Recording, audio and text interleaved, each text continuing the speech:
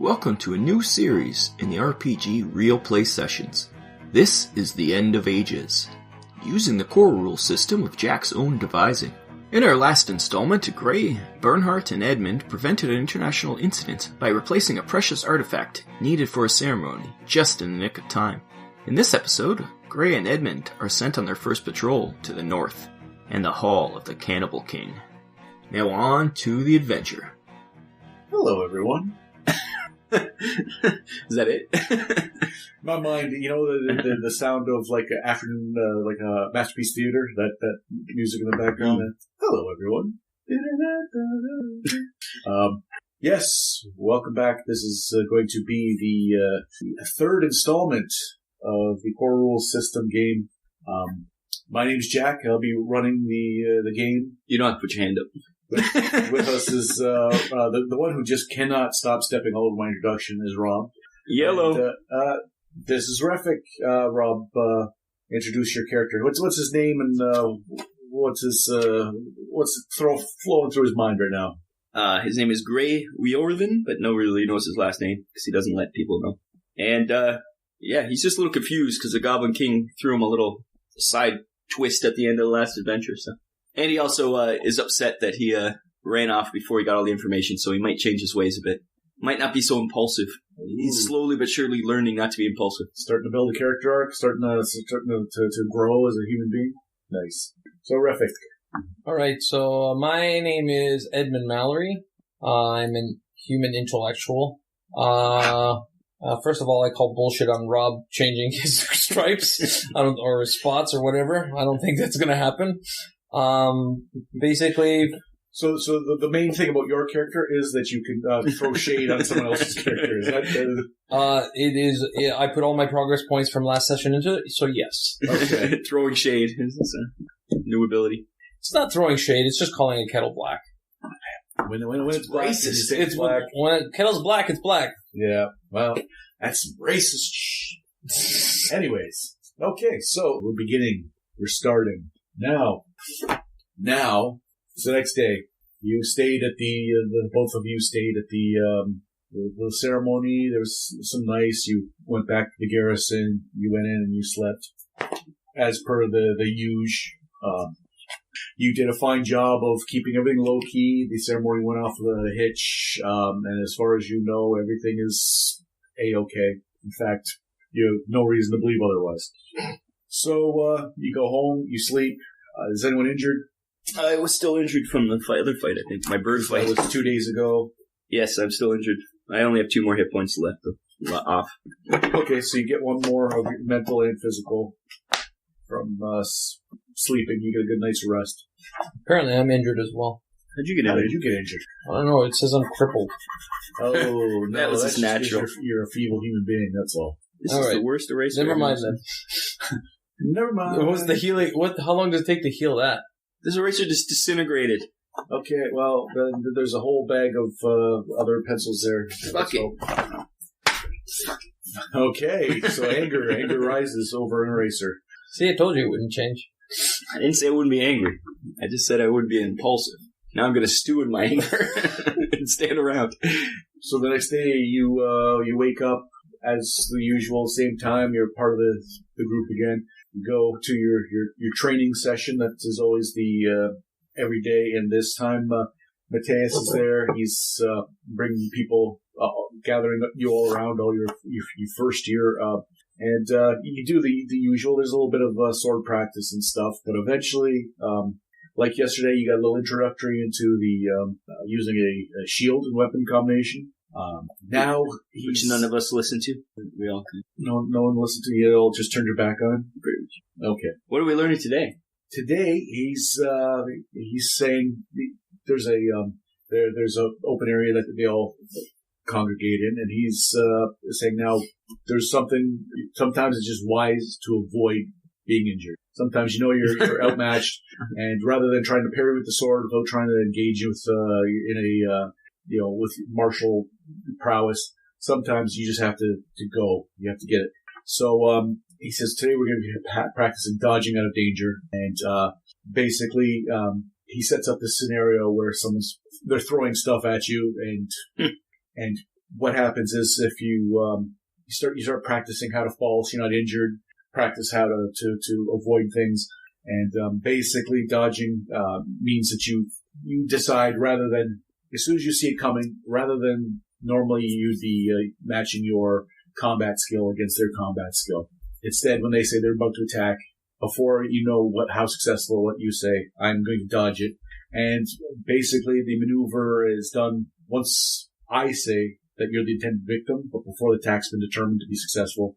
And the dodging character forfeits their next turn and considered prone. Basically, you just throw yourself to the side. That's the basic. Now, people can get more skilled at it. You don't necessarily just leap, but you go through some training where you're leaping behind cover and you're leaping out of the way, and you know that this is like a last ditch effort because you are going to be literally prone afterwards. If a tree's flying at you, yes, you learn to leap out of the way. Yes. So again, if you are being attacked and you are the intended target before anything else, I'm just going to dodge. So you do the morning swords training, all this other stuff, some extra training for outdoor survival stuff. You do this in the afternoon. You do this dodging exercise, and you have yet to Asterius is still not. We assume he's dead. Not back. So this is the second day. I assumed he was dead the first day. Okay. So you get in, you have your meals, whatever, and we'll be surprised when he shows up again. This whole time it'll be shocking. You'll claim he's a zombie. Kill him. So afterwards, you have your meals, and they say, okay, well, tomorrow some of you will be sent out on your first patrols. It's time to get out there in the field. You were trained. You had your basic training before. You've got here. We've now got you up to speed on your kit. We've got you, the basics. Literally, you're just going to be doing reconnaissance in areas. Pretty low key. You just have to be responsible for what we tell you to be responsible for. And there's as long as you make it back on time and you act responsibly. There's not a huge record of injuries or encounters of anything dangerous, so it should be just fine. So he says, so after the evening meal, after dinner, you're going to go into town. You're going to get anything you think you need. You're going to, because we're going to pay you for your before your patrol. You get paid. So we're going to pay you some geld, let you gloat on the town. Be responsible, get any supplies you need, anything you can think of, and then be back here tomorrow bright and early. Some of you will be going out on patrols, and we'll let you know which you're going on just before you're heading out, because there's multiple routes that you take that you're responsible for. So then you are dismissed, and you are free to do whatever you want. You can either just go back to the barracks and sleep, you can go out on the town, you can... I'm going to the mayor's house. You're going to the mayor's house. Okay, so... It was fast. He owes me money. I told you, impulsive. So this guy, you do know him, and as you're being released, he stands up, and he's turning around, and he's heading towards you. You're sitting near the back, and he's heading towards you. He's a man on a mission. And you're like, what do you want to do? I guess I'll stand up and follow him out. I mean, I have ideas of what I want to do, but he seems like he's going to get in trouble if I don't. He does seem like he needs a wrangler, and his wrangler right now is missing fingers somewhere, some mysterious location. So I've done well without him. Yes, you have. You have. If anything, I wrangled him. Actually, I let him do what he wanted because I don't believe you should wrangle anyone. Okay, and Bernhard, who is your partner, he's just like, okay, I'm tired. I've had enough of. We were out late last night, and I'm just going to head back. So generally, you're on your own anyways, so you might as well hook up with this guy and team up as a. He's not still bitter about the pie thing. He might be. You did take his Danish and cram it in your face because you thought you were hungry. I threw it back up though. You did. That was almost like a insult. That's a double insult. I think maybe he's had enough of. I didn't get us killed, so that was pretty good. That's true. No one got killed. All you did learn was the town people are quite nice. The town people are. We learned that kids are awful, and there's terrible parents in this town who need to wrangle their children better. Oh, that's what we learned last mission. That's the come away. That's the takeaway from this. Okay, so Don't try to say that these townsfolk are good people.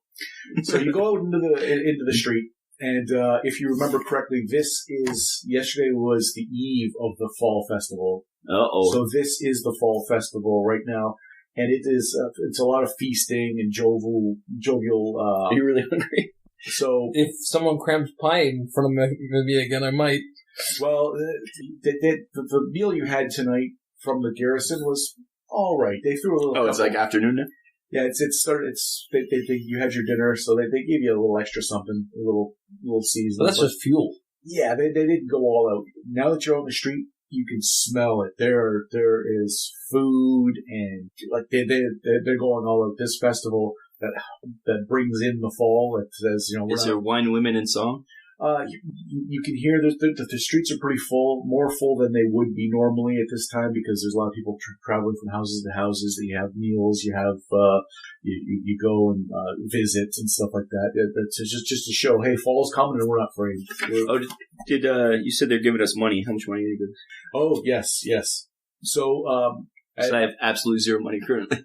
Okay, so they give you 20 gil each. Here you go. As you go by, and they give you the 20 gil. It's 20 gil cash, which is, it's not like you have to go to Sand with the ticket like you did. So anything you need to do, 20 gil, and that's for the time that you've spent here. So I see this guy phone. Yes. I'm going to the mayor's house to get our money because he owes us. Owes us what? Money! From what? Remember we had to buy that stupid thing from that artist who ripped us off last time? Yesterday? Great, look. Look. I'm going to point at a food stall.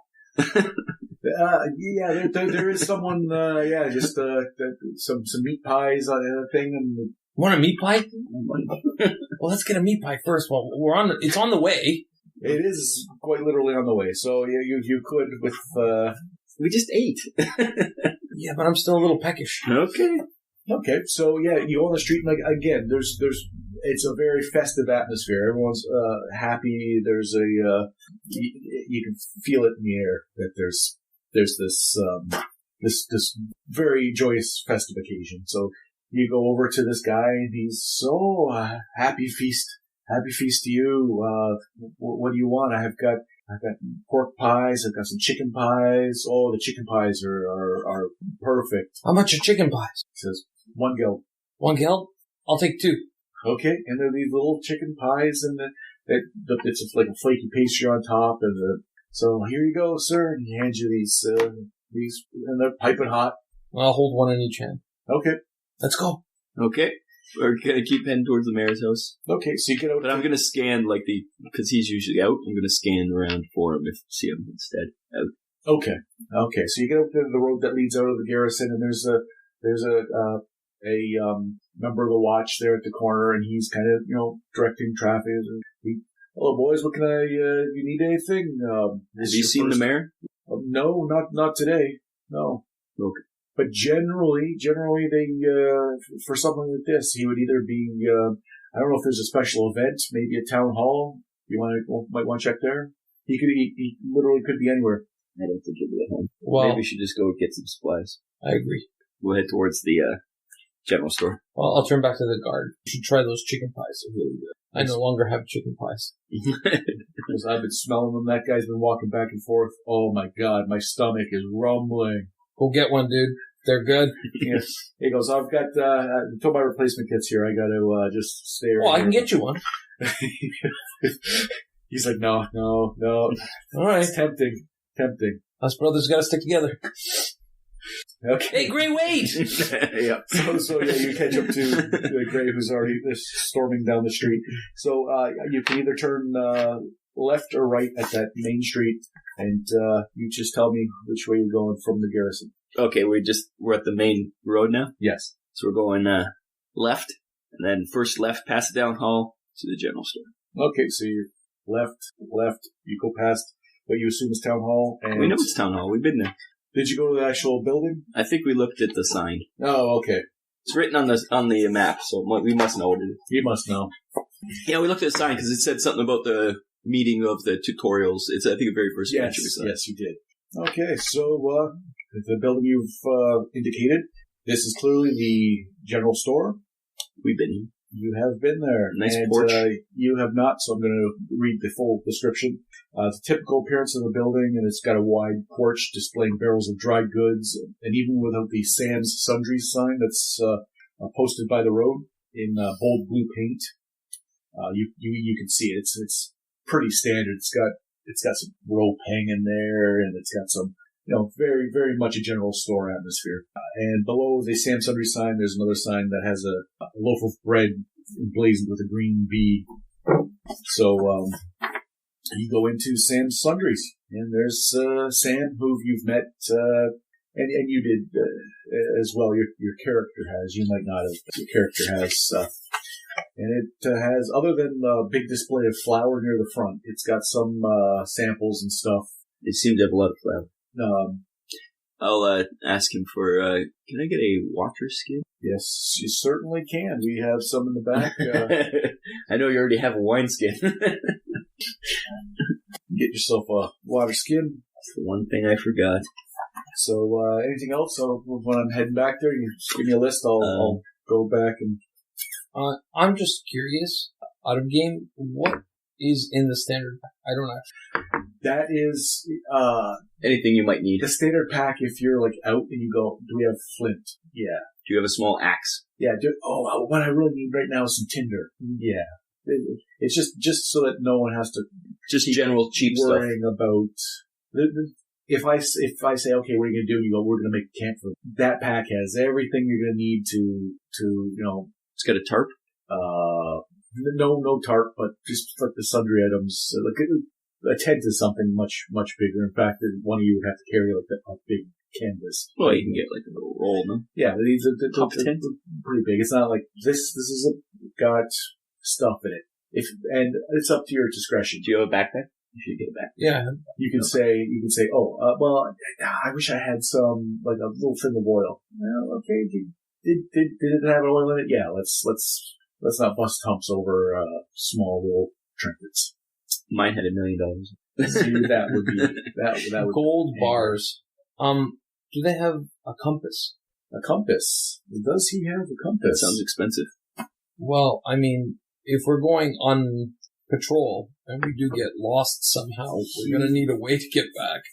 Son? And this is why we can't have nice things. This is why I would get lost. He does not have a compass. But he's like, oh yeah, I get. Do you have a sunstone? There's not much sundial. No, a sunstone. It's a little piece of quartz, and it tells you where the sun is, even if you can't see it. Oh no, I've never. It's Vikings had them. Oh well. That's how they navigate across oceans. Don't upset them. So I'm from a fishing port. I know fishing things. he does have a sextant. If you want a sextant. Well, no, I don't think we have a map. Okay. Do you have a map of the town? Map of the town.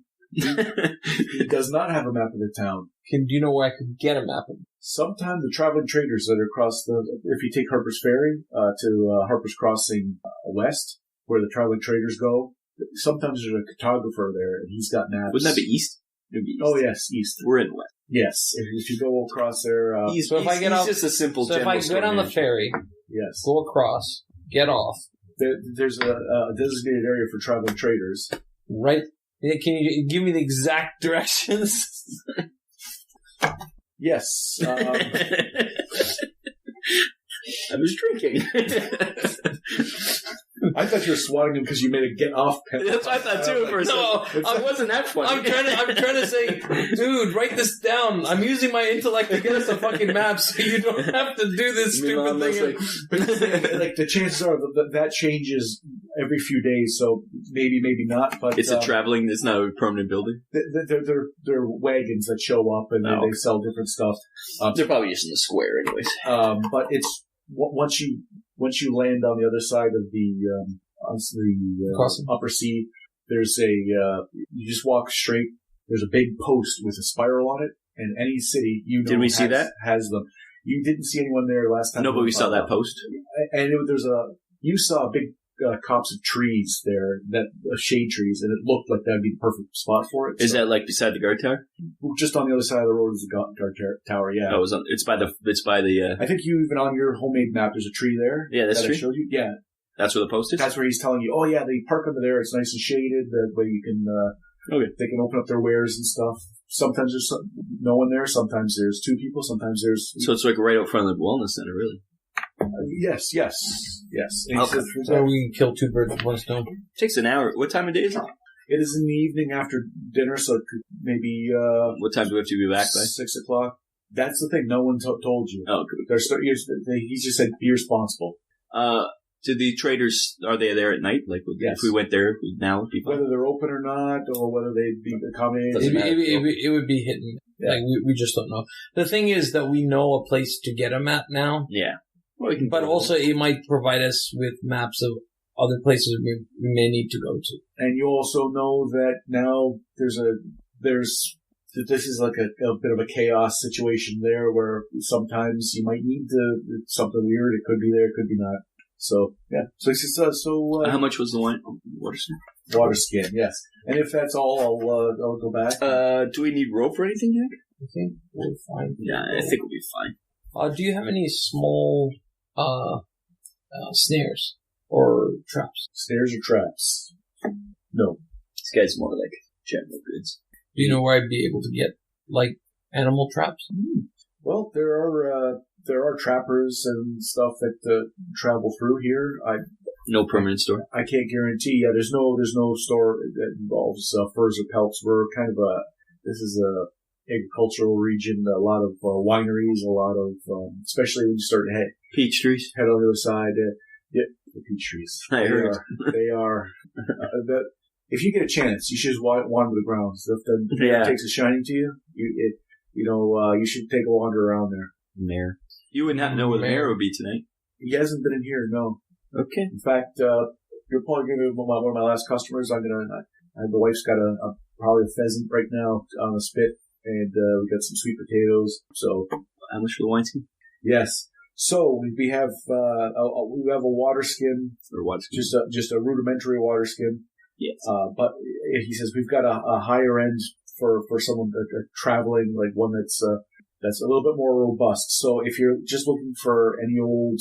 What are the prices? For our top of the line, 16 gil. How much for the cheap one? 7 gil. I'll take the cheap one. And it's not cheap. It's not shoddy, but... I'll take the cheap one. It just doesn't have all the bells. I'll take the cheap one. Okay. Does he have a skinning knife? A skinning knife. Yes. How much are those? For a skinning knife, 6 gil. I'll take. How's a knife cheaper than a wineskin? Because a skinning knife's only... Yeah, it's not for... It's basically like if you catch game. Yeah. In case... If we get lost in the woods and we have to hunt, we're going to have to, like, skin the stuff. And I wouldn't recommend it with a sword or a dagger. Skin more fun. Yeah. It's basically the difference being it's curved and it's sharp. It's not a stabbing weapon. It's not a...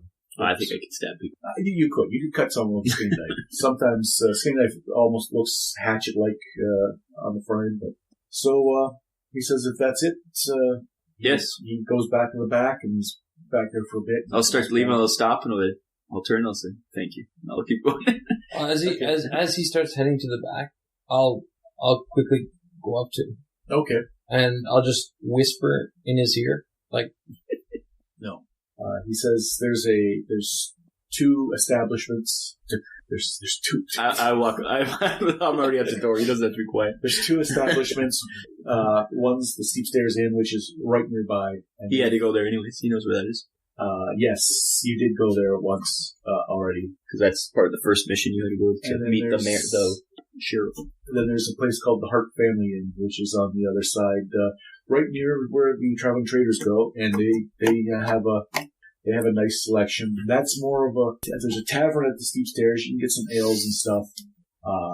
But if you go to the Hart Family, they have a cellar that has wines and stuff. A lot of the really good wines from out east, where the like the big vineyards are. Like, do you have chance? Games of chance, dice or cards or board games.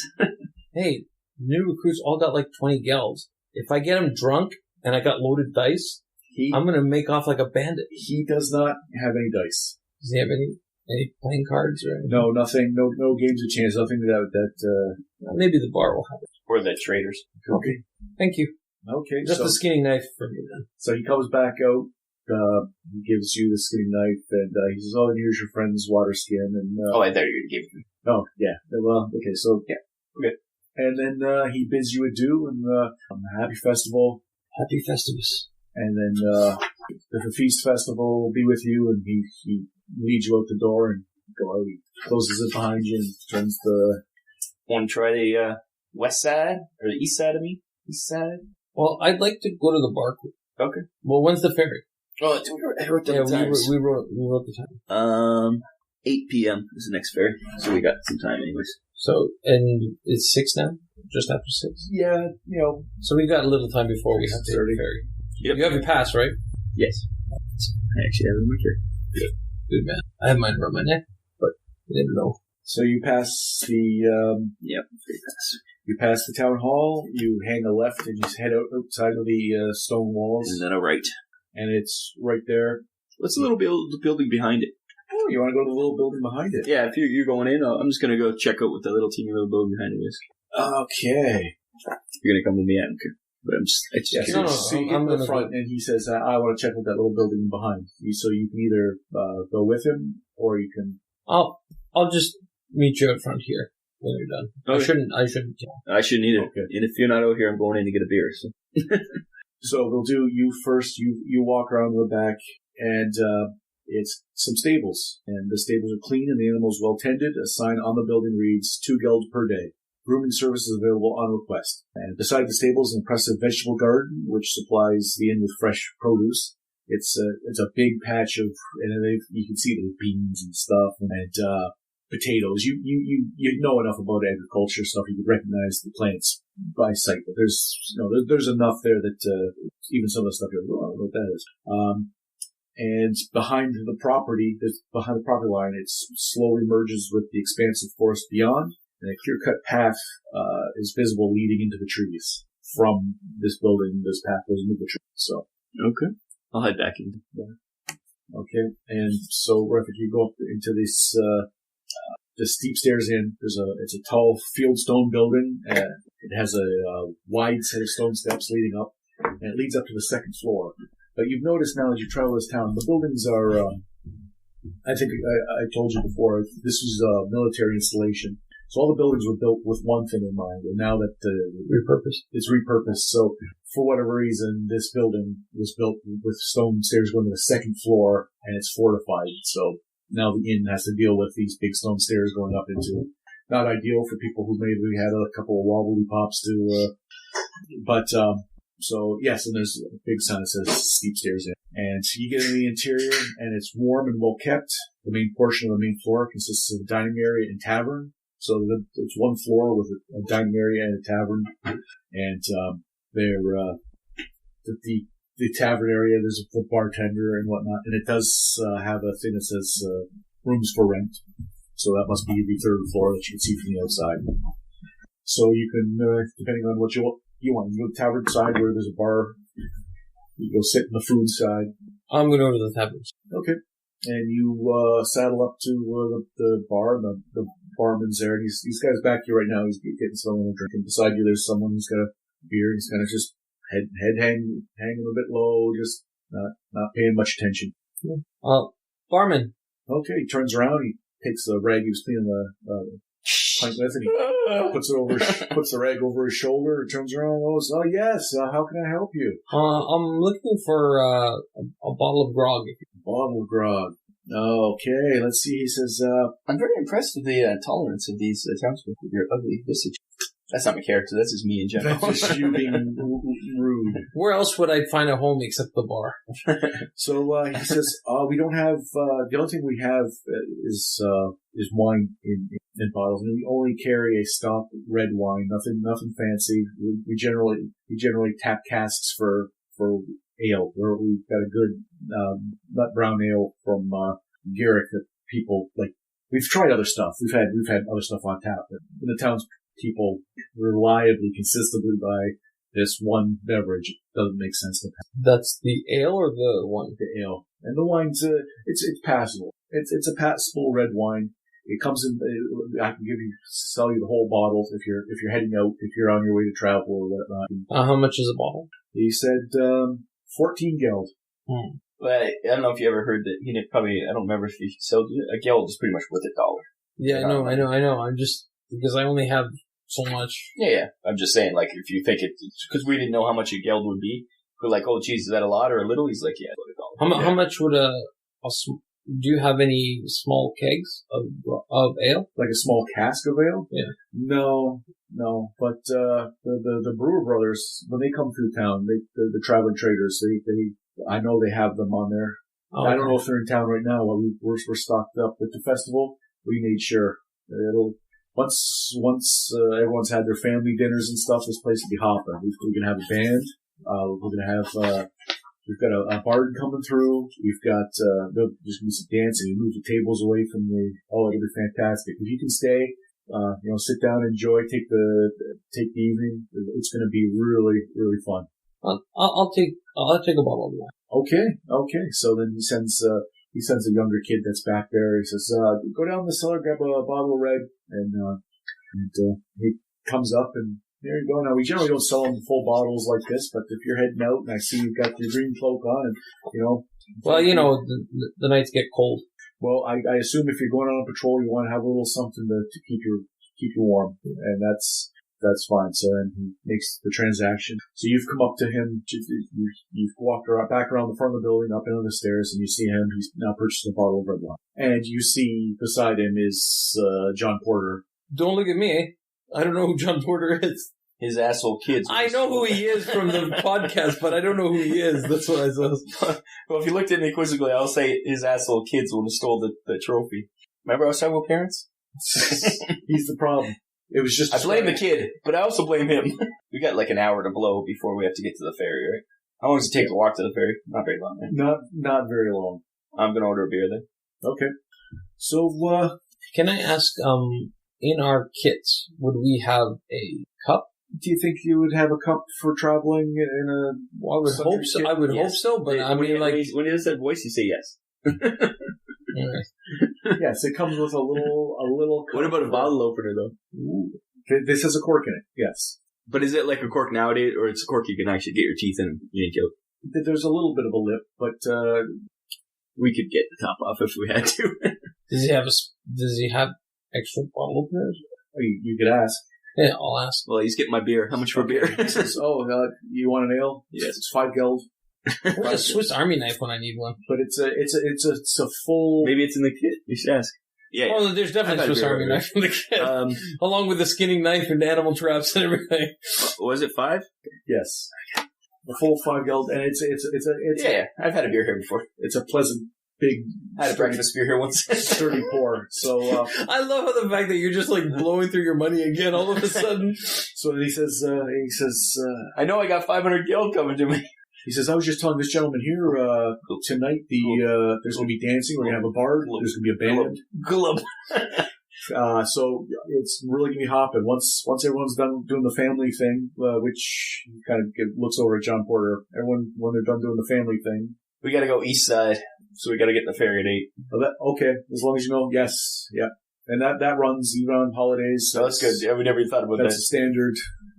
Otherwise, we're swimming. The Harper Boys. That was a joke. The Harper Boys, they run that all the time. But good lads.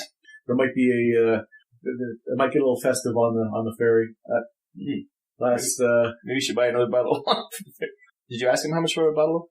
I'm going to ask them. Oh, you didn't want to interrupt. Yeah. Do you have a bottle opener as well? I'll need it. Oh, yeah, I don't have one that would be here for sale. A corkscrew of some sort? No.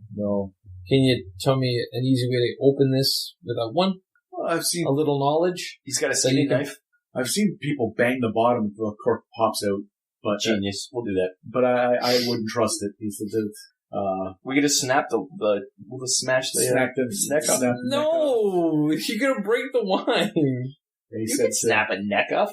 I've cut people's fingers off. I could cut a neck off of a bottle. So he says, I don't have critical miss. Smash right through the bottle. Rob, my eye! It's all fun and games. It would be you. It's all fun and games till someone loses fingers and an eye. My critical, it never hurts me. It always hurts the other guy. Like you would notice if it was me. For the end of the adventure, someone's losing an eye. It's all fun and games. So, So he says, no, I don't know. And I don't even know if Sam Sundry carries, They're closed. We just were there. Yeah, he's been jonesing to get home to the wife. He probably closed early. I don't blame him. She hot? That is Did I stun him with my question? wholly inappropriate, but yeah. This is one of the times where family's important. He goes, it's probably rough for you guys to be away from your families and stuff. So Both of us. My family's dead. he takes your glass, gives it like a little half pour, and just gotta get the head off this, and he gives it back to you, and he slides a glass of ale to you too. And says, Thank you, sir. You can't. Now, where you come from, they don't even celebrate this holiday. This is a regional thing, so we don't understand this. How much that means to but these people. his empathy or just his frame of reference is that this is a big deal, and he's My character's confused. No one's ever been nice to him before like this. oh, that's sad. That is genuinely sad. So. Well, it's a good thing I have uncaring emotion. Yeah, I'm quite moved. I'll make sure I don't get a tear in my beer. So That's what both of us are like. for both of you, We're both come from the mean streets. it's a whole other. Yeah, me too. I'm animal. uncaring also. So then, That's why we get along. you get a good half a pint. He goes back to work. This noticing it's starting to fill up. There's people coming in. Yep. We'll finish our beers and head out towards the ferry. We're going east side, right? East side. It seems that, yes. Wonder where he's sleeping. Yeah, he's probably still upset that he's had to take care of me, or he's been tasked with looking over my well-being. The key is not to care. Yeah, well, you say that, but I don't want to be one of those fence posts. That he just pounds on the ground. He's told to. Yeah, It's true. I did admire him. I did admire him a lot for his ability to pound in fence posts. Okay, so you're going to head over to the ferry. Oh, finish our beers and head over here. Okay. On the way, though, if we have time, Yes. there's 2 buildings on the north side there after the barracks. I'm gonna hand you back the map. Excellent. And so you can double check anything on this. You fix my mistakes. And you've missed on that side, and then It's not the same map, is it? With your map, who the hell knows? and so Hence Ennis's confusion when he was trying to read the map. That doesn't exist. but that's the fun part of handing Ennis the map. So you start to get more information. So I'm going to give you a couple seconds there with that, and then Well, it doesn't have names on it. no, it doesn't. But Oh, what's that? But you This can is not a verify building. some- What is this? Oh, see, there's some little nooks and crannies that you don't get on the speed. Okay, let me see that back. Yeah, I want to know what 4 and 5 are, that's all. Okay, so you are consciously on your way past. You've headed back through the stone walls, past the mayor's abode, and I don't think I'm going to get my money today. you head past, and on the left-hand side is one of the ones that you have inquired about. Yeah, the first one, yeah. Well, yeah, I'll walk up, if we have time, You have plenty of time. Yeah, we'll walk up to that first one. Number, I don't know if it was 4 or 5, I don't know which direction. Okay, and number 4, this small one-story wooden house seems typical for a village of this size, but built with thick stone foundation and heavy barred windows. No sign? Oh, it's appears to be a house, Okay, and beside it? and that So was, the windows were what? barred. Maybe they use it as a jail. Might be, or might have been used as a jail. Now it's been. Yeah, could be opposite. And yeah, you can see there's lights on inside, like there's candles and stuff inside. People are obviously in there right now, but there's no sign to denote it as anything other than just a resident. Yeah. So the next one is a large house.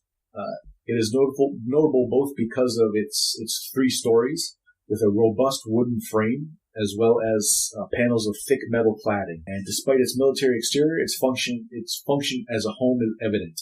A few mostly tended to flower gardens surround the structure. So it's a big military building, but there's actually like the juxtaposition being now there's flower gardens around the outside and the grounds. So it's more of a residential area, this thing? Yes. And wooden furniture is positioned under a large shade tree, which appears to be an outdoor oven. So it looks like there's some patio furniture type situation underneath a tree that people must sit and enjoy the outside. Okay. Outdoor oven of sorts that they must make food with. And again, there's lights on, and you can see there's, someone walked past the window. We'll keep going. I'll actually go up to the door. Okay, so you're about to go, and he just starts walking up towards the. Well, I'll stop and see what he's doing. I'll go up. And So you get to the front door. I'll knock on the door. Okay, and a man. Well, hello. Happy festival to you. What can I do for you, son? Oh, nothing, sir. I just came to wish you a happy festival from the Green Cloaks. Oh, very nice. And very hope that nice. your festival was enjoyable and lots of memories. So I know that now is the time to think of family and those that you love. So I and my comrade here are far away from ours. So we just wanted to spread a little joy before we go out on patrol tomorrow. Okay. We're not sure if we'll get back or not because you never know what happens. Mitchell, who is it? Mitchell, who's at the door? Who is that? And it's just well, come on in. Come on in. We just finished up dinner, but there's plenty. There is plenty. And the wife's like, oh, we have visitors. Okay, yeah, come on in. They're an older couple, and she immediately starts, we have a turkey. We have this. Do you boys like cranberries? We had some brought in from out west. Do I? Okay, she goes, you come in. You come in. And she Cranberries from out west. Great. It's a Festivus miracle. So this Mitchell, he sits down and he starts. He's got a pipe. He's like, I'm just having my after dinner smoke. I hope it doesn't bother you. And he starts puffing on pipe, and she's scurrying and bringing it, and it smells nice. And they bring out a little spread. There's a full meal in front of you. Now you've had 2 chicken pot pies. You ate. You can eat. There's I'm a little hungry enough to eat. There's some. This stuff looks better than the crap we got in the mess hall. I'll tell you that right now. Of course it is, dear. Of course it is. I make this with love. And after dinner, I don't know how long you have, but I'm sure Mitchell would love to show you his collection. It's We have to make the ferry for 8. you have plenty of time. Sit and enjoy. I'll enjoy. Okay. It's like we went into Baba Yaga's hut. We might not get out. This is how we get into trouble. So you have a meal. How is this trouble? And I don't trust Nicens. Mitchell and his wife are very. Where are you boys from? Some pleasantries, but nothing. They don't pry, but they also seem interested in and small talk happens. And eventually you realize, okay, we've eaten our meal. We're both seeing where we're from. Yeah, I'll let them know I'm from the walled city. Oh, out east. That's so nice. That's so nice. You must miss it. That's a bustling metropolis. We've been there a few times. It's okay, but I like the slow pace here. Oh, yeah, it is nice here. We retired here. I was a banker out east myself, and the hustle and bustle. I made some money, some honest money, and when we wanted a slower pace, we came out here. It's fantastic. I've got my hobby shop. It's I can understand. Hobby shop. What do you do for a hobby? Oh dear, here we go. You don't know what you just started, she says, and she gives your shoulder a little rub. And I'm just eating. Okay, boys. He goes, well, come on, let's go upstairs. Last time someone said this. It's human taxidermy. Here, he's like, it's human taxidermy. I know it. No, I'll go upstairs. Yeah. Okay, so I'll start going upstairs. He goes, you see, you pass one floor that has a door, and you keep going, and the next floor you come into, and he said, well, this used to be a tower for bolt throwers, for scorpion bolt throwers. You can see from the top here, you have a wide range of the arcs. There's no place that you can't see where you could position some bolt throwers. A couple teams up there, you could dominate this area. So Note that down. he gets to the one floor, and it's a converted wood shop, and he sees you can see there's these scorpions that are these big bolt throwers, but they're old. You can tell that they don't have the magazine fed that the modern ones have, and they have the mechanisms. You're just, even as fundamentally, just as a non-expert, you can see that they are antiques. What's his name again?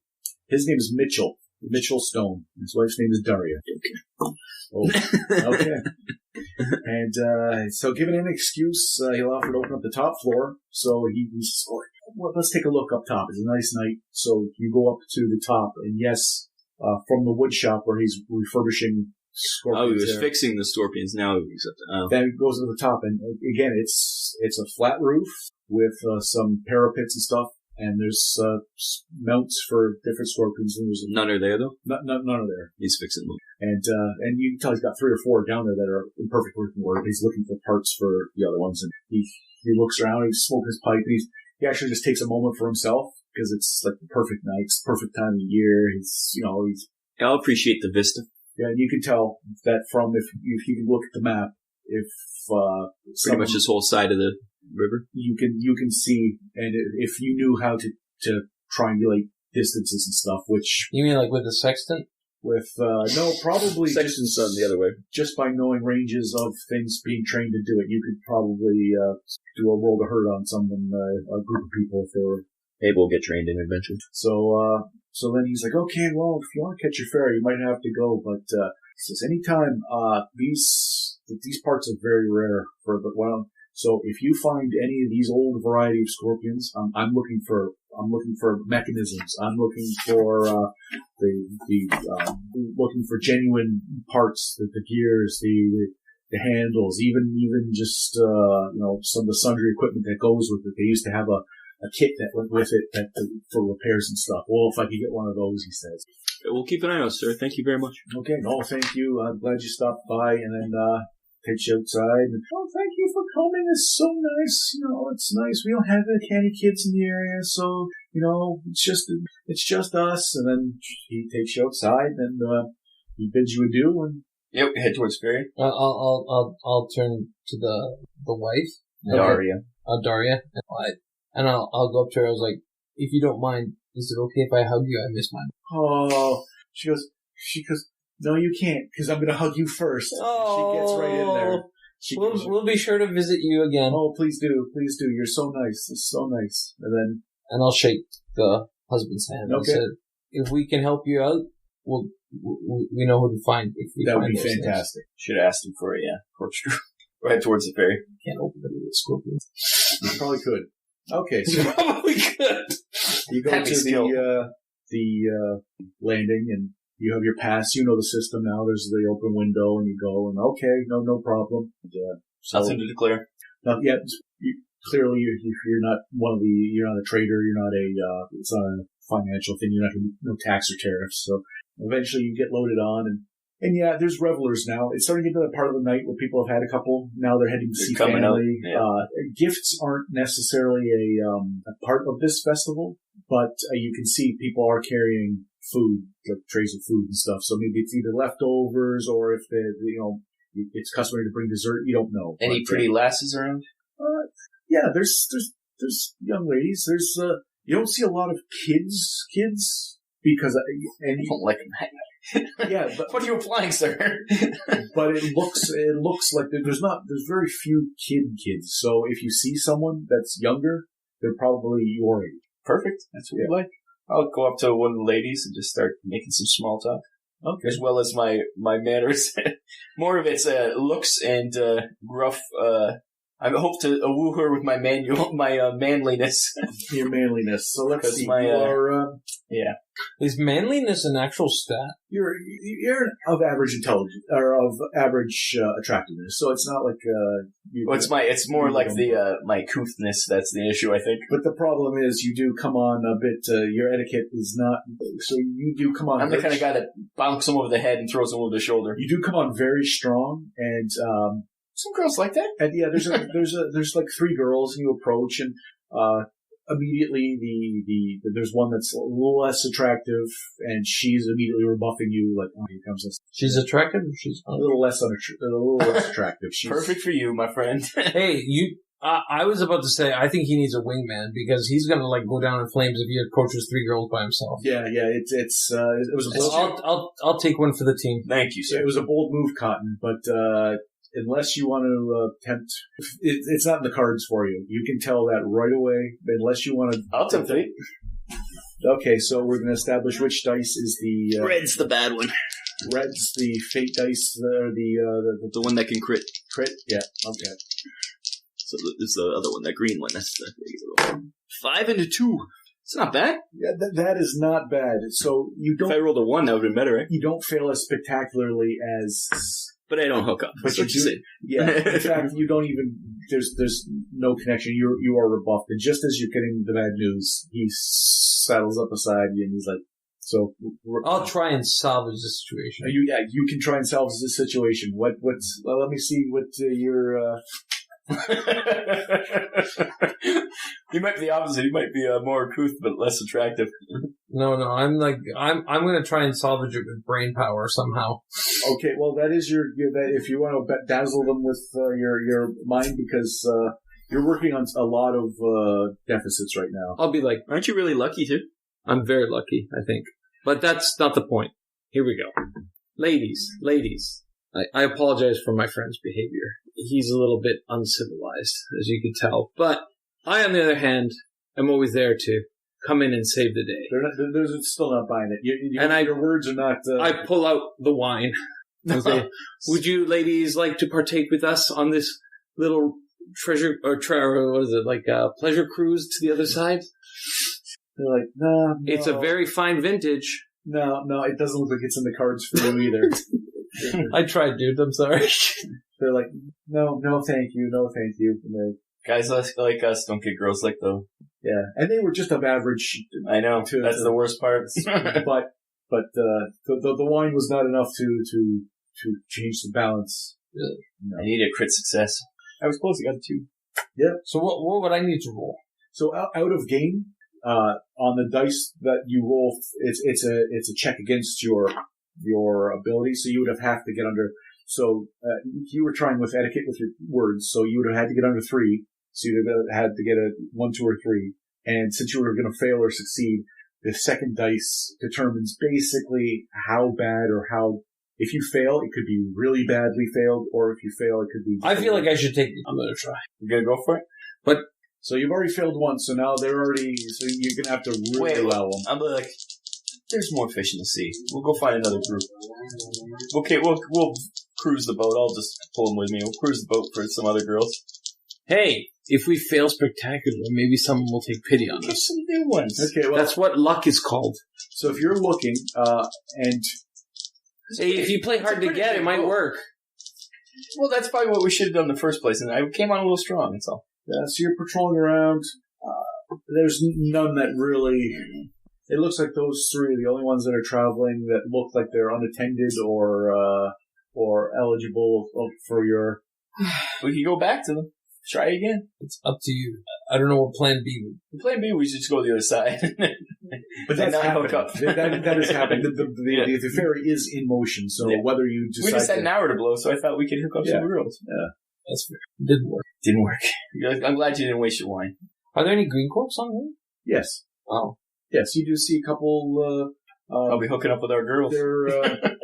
They're not none of the ones that you came with on the original older class, or but they've probably been a full year in there. So we're going on patrol tomorrow Yes, with our group. yes, We're not going with any other. no. Then I'm going to go up to one of the other groups. Okay, and this time I'll act as his wingman, as muscle. okay. And there's 3 of them. There's 2 boys and a girl, and they're all kind of. They're all kind of just like old chums, heading who knows where. They must have made friends over they've been here. They've had a year, over a year or so. So maybe they've conned an old couple, a retired banker to get them another meal. I'm pretty full. Yes, you are quite full. Would you like more food? No. I'm still hungry. I don't know what it is. The statue's gone. The statue's gone. I'm gonna go up to them and introduce myself. They're like, oh, Okay. hello, fellow Greencloaks. You do get a bonus from the cloak. They've been there before. They know, and they've seen you around. So it's not a cold open. You've come up, and so right They away, could be assholes. right away, We never know, right? your appearance isn't as off-putting as it would be to a local, nor is your roughness. So you automatically see that you've got an in, and they're like, "Hey, what's going on? Where are you going?"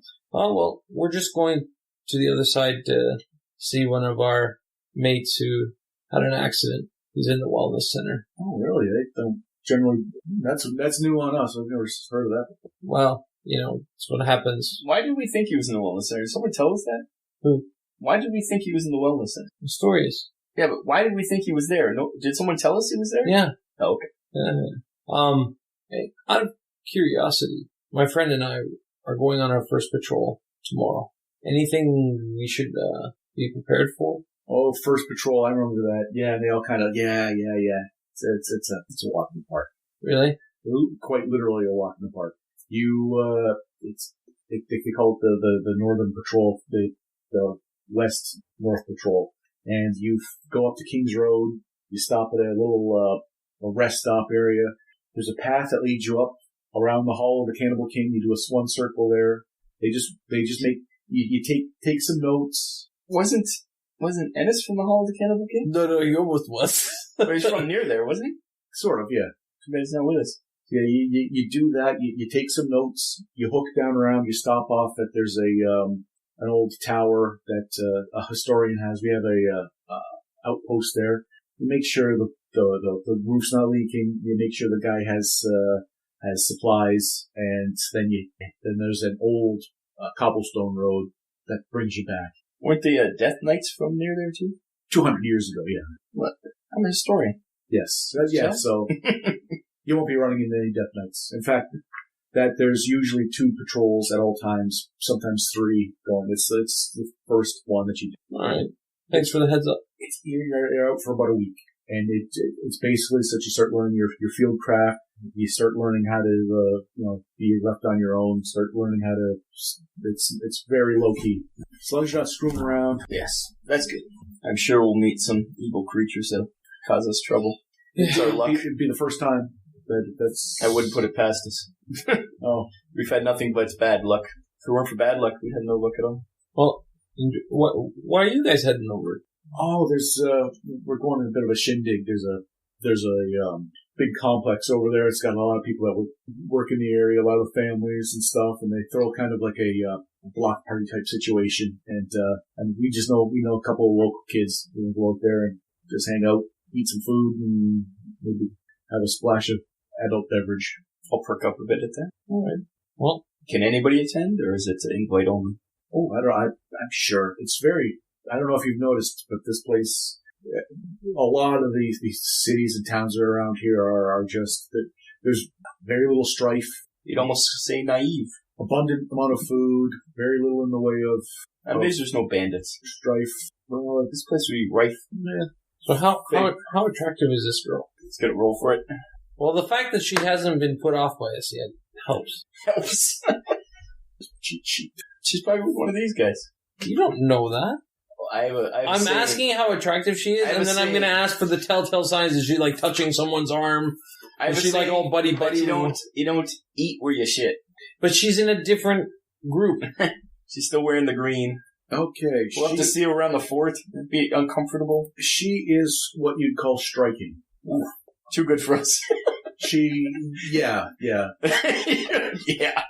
Way too good for you guys. Blonde, very, I haven't mentioned skin color because I just imagined the players whatever. Yeah, whatever. What the fuck is striking? It's really not. I'm hideous. What's striking? Like a 9?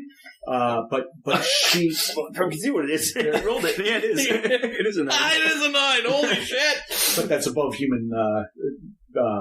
Oh yeah. So she's like the best she could be. She's super hot. So she's not the best she can be, but she's up there. I've got a translator here that I have to look at to see where. And there's some people that were notoriously just blonde, and she's got this long blonde hair, and it's just maybe it's the festival, maybe it's the beers you had, the ocean air, the danger of being on this craft, on this you just look at her and the moon's hitting her just right, and it's like, oh my god, it's you're a filthy animal. You are a disgusting piece of garbage adrift in a slick gelatinous bile pile. That's what you are. So what you're telling me is there's a chance. I was going to say the exact same thing. So what you're telling me is there's a chance. So you're saying never tell me the odds. Roll for it, Rafik. Maybe she finds any of these guys attractive. You got a good rapport with these people right now. I assume we introduced ourselves. With At the mention of adult beverages.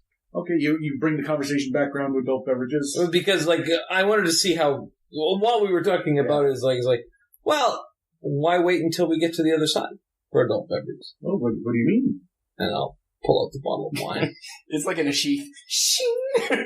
Okay, and I'm gonna say you already had the in. You've already had the conversation. See, we needed an in. We didn't have an in. You got the bottle of wine, If he hooks up with this girl, and all of them like, Our children will be beautiful. yeah, why not? And she goes, if you open that up, I cannot help myself. I would have to have some. Oh, you can have as much as you like. question is how you can open it up. Anybody have a corkscrew? Are you asking them? Yeah. Are you asking what? No, I don't. Do you like your fingers? Are you really going to open it? Put it on the rail. Hold on. Cut top on the rail. Hold on. They're laughing. They're in a good mood. This is funny to them. Here. Let me see what I can do. Maybe ask around first. Yeah, I'm gonna Okay. like go around. I'll resheath using my my weapon. lock. Hopefully, I can find someone with something that can Open a bottle. open a bottle of wine. And fortunately, you do. Eventually, there's some people that are bringing wine as a gift, and they had on a ribbon. There's the corkscrew hanging there. You're just like, can I just borrow that for a second? And I'll be like, "What's your name?" okay, they're like, my name's Jeff Sewell, and this is I'll just jam it in. I'll go, Jeff. If I have a boy, I'm going to name it after you. Pop it. Run back. so you run back, and the bottle of wine's there, and Drinks up. so yeah, she just she takes it. She doesn't. There's no cups or anything, and We swig it out. let's just say you just pass the wine. We're sharing spit.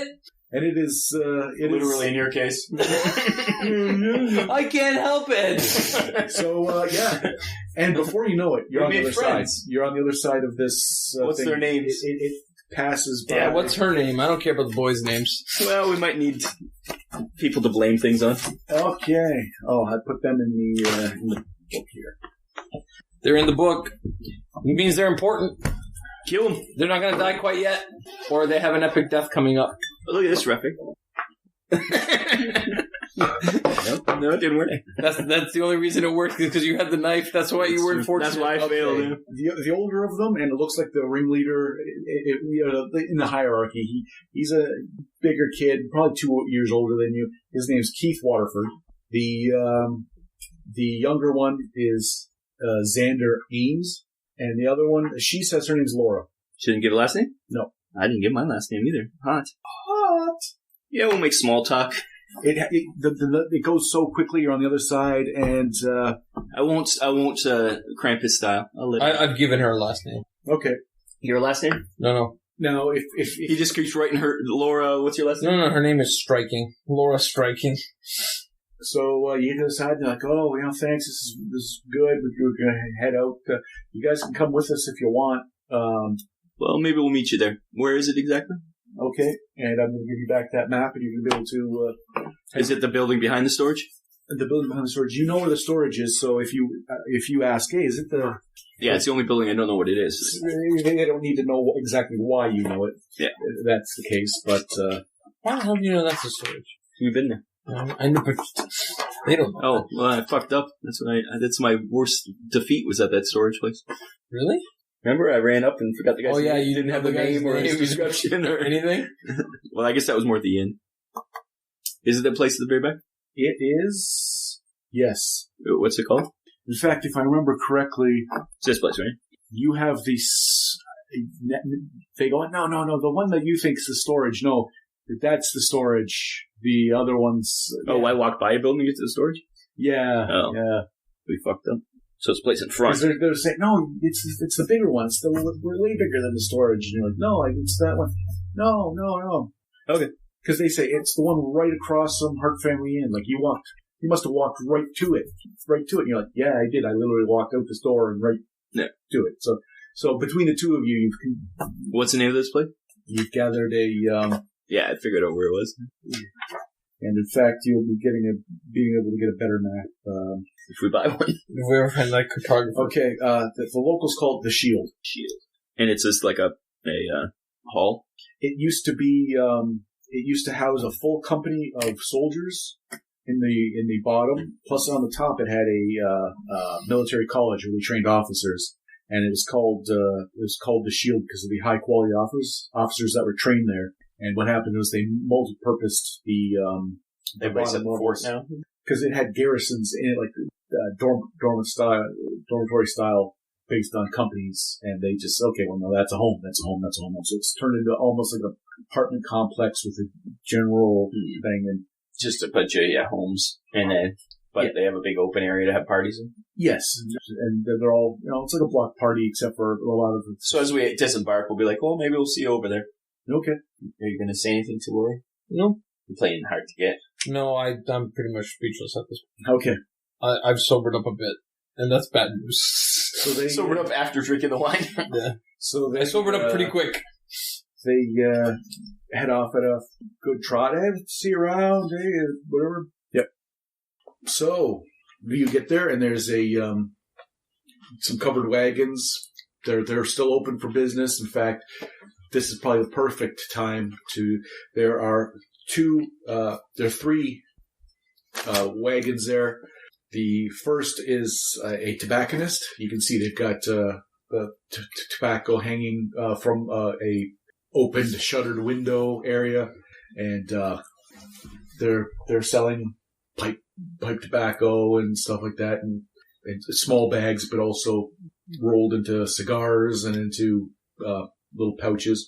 The second is called the Mysterious Miscellanean Moor. Miscellanean what? Mysterious Miscellanean Moor. And more. Moor is spelled like the last name. Honey. Okay, yeah. Yeah. And the last one doesn't have a sign, but there are people imbibing in beverages around there, standing around there. Want to check out the Miscellanean more? See what they got. Okay. You go to the front, and it's trinkets like stuff you would get from around the world, baubles and. Do they have a commemorative bottle opener? A commemorative bottle opener. Just any bottle opener that might have from another place, so that they might sell it. It doesn't necessarily need to be. It's not exotic goods. But he has a bottle opener. Do they have souvenir spoons from Tarbin? Souvenir spoons, no silver souvenir spoons. They do a bottle opener, though. You can buy a bottle opener. Damn it! No, I'll ask about the bottle opener, but at the same time, I'm just going to randomly touch objects. Well, there's you go up the side of a wagon, and the wagon folds open, so he's standing in front of what is a wide thing. So to You can only see him, you can't touch to him. touch the objects, you'd have to actually walk around behind him and start manhandling and stuff. Oh, okay. Does anything catch my eye? I don't when you say there's mysterious things. It's just what are shrunken monkey heads and stuff like. I don't know what would catch my eye. What catches your eye? Probably something that looked like a crystal or whatnot. Since I have that image of power after I touched the crystal. Oh yeah. You kind of look over, and it's a small pendant with it's a piece of crystal, very, very like a reddish orange little chunk of crystal.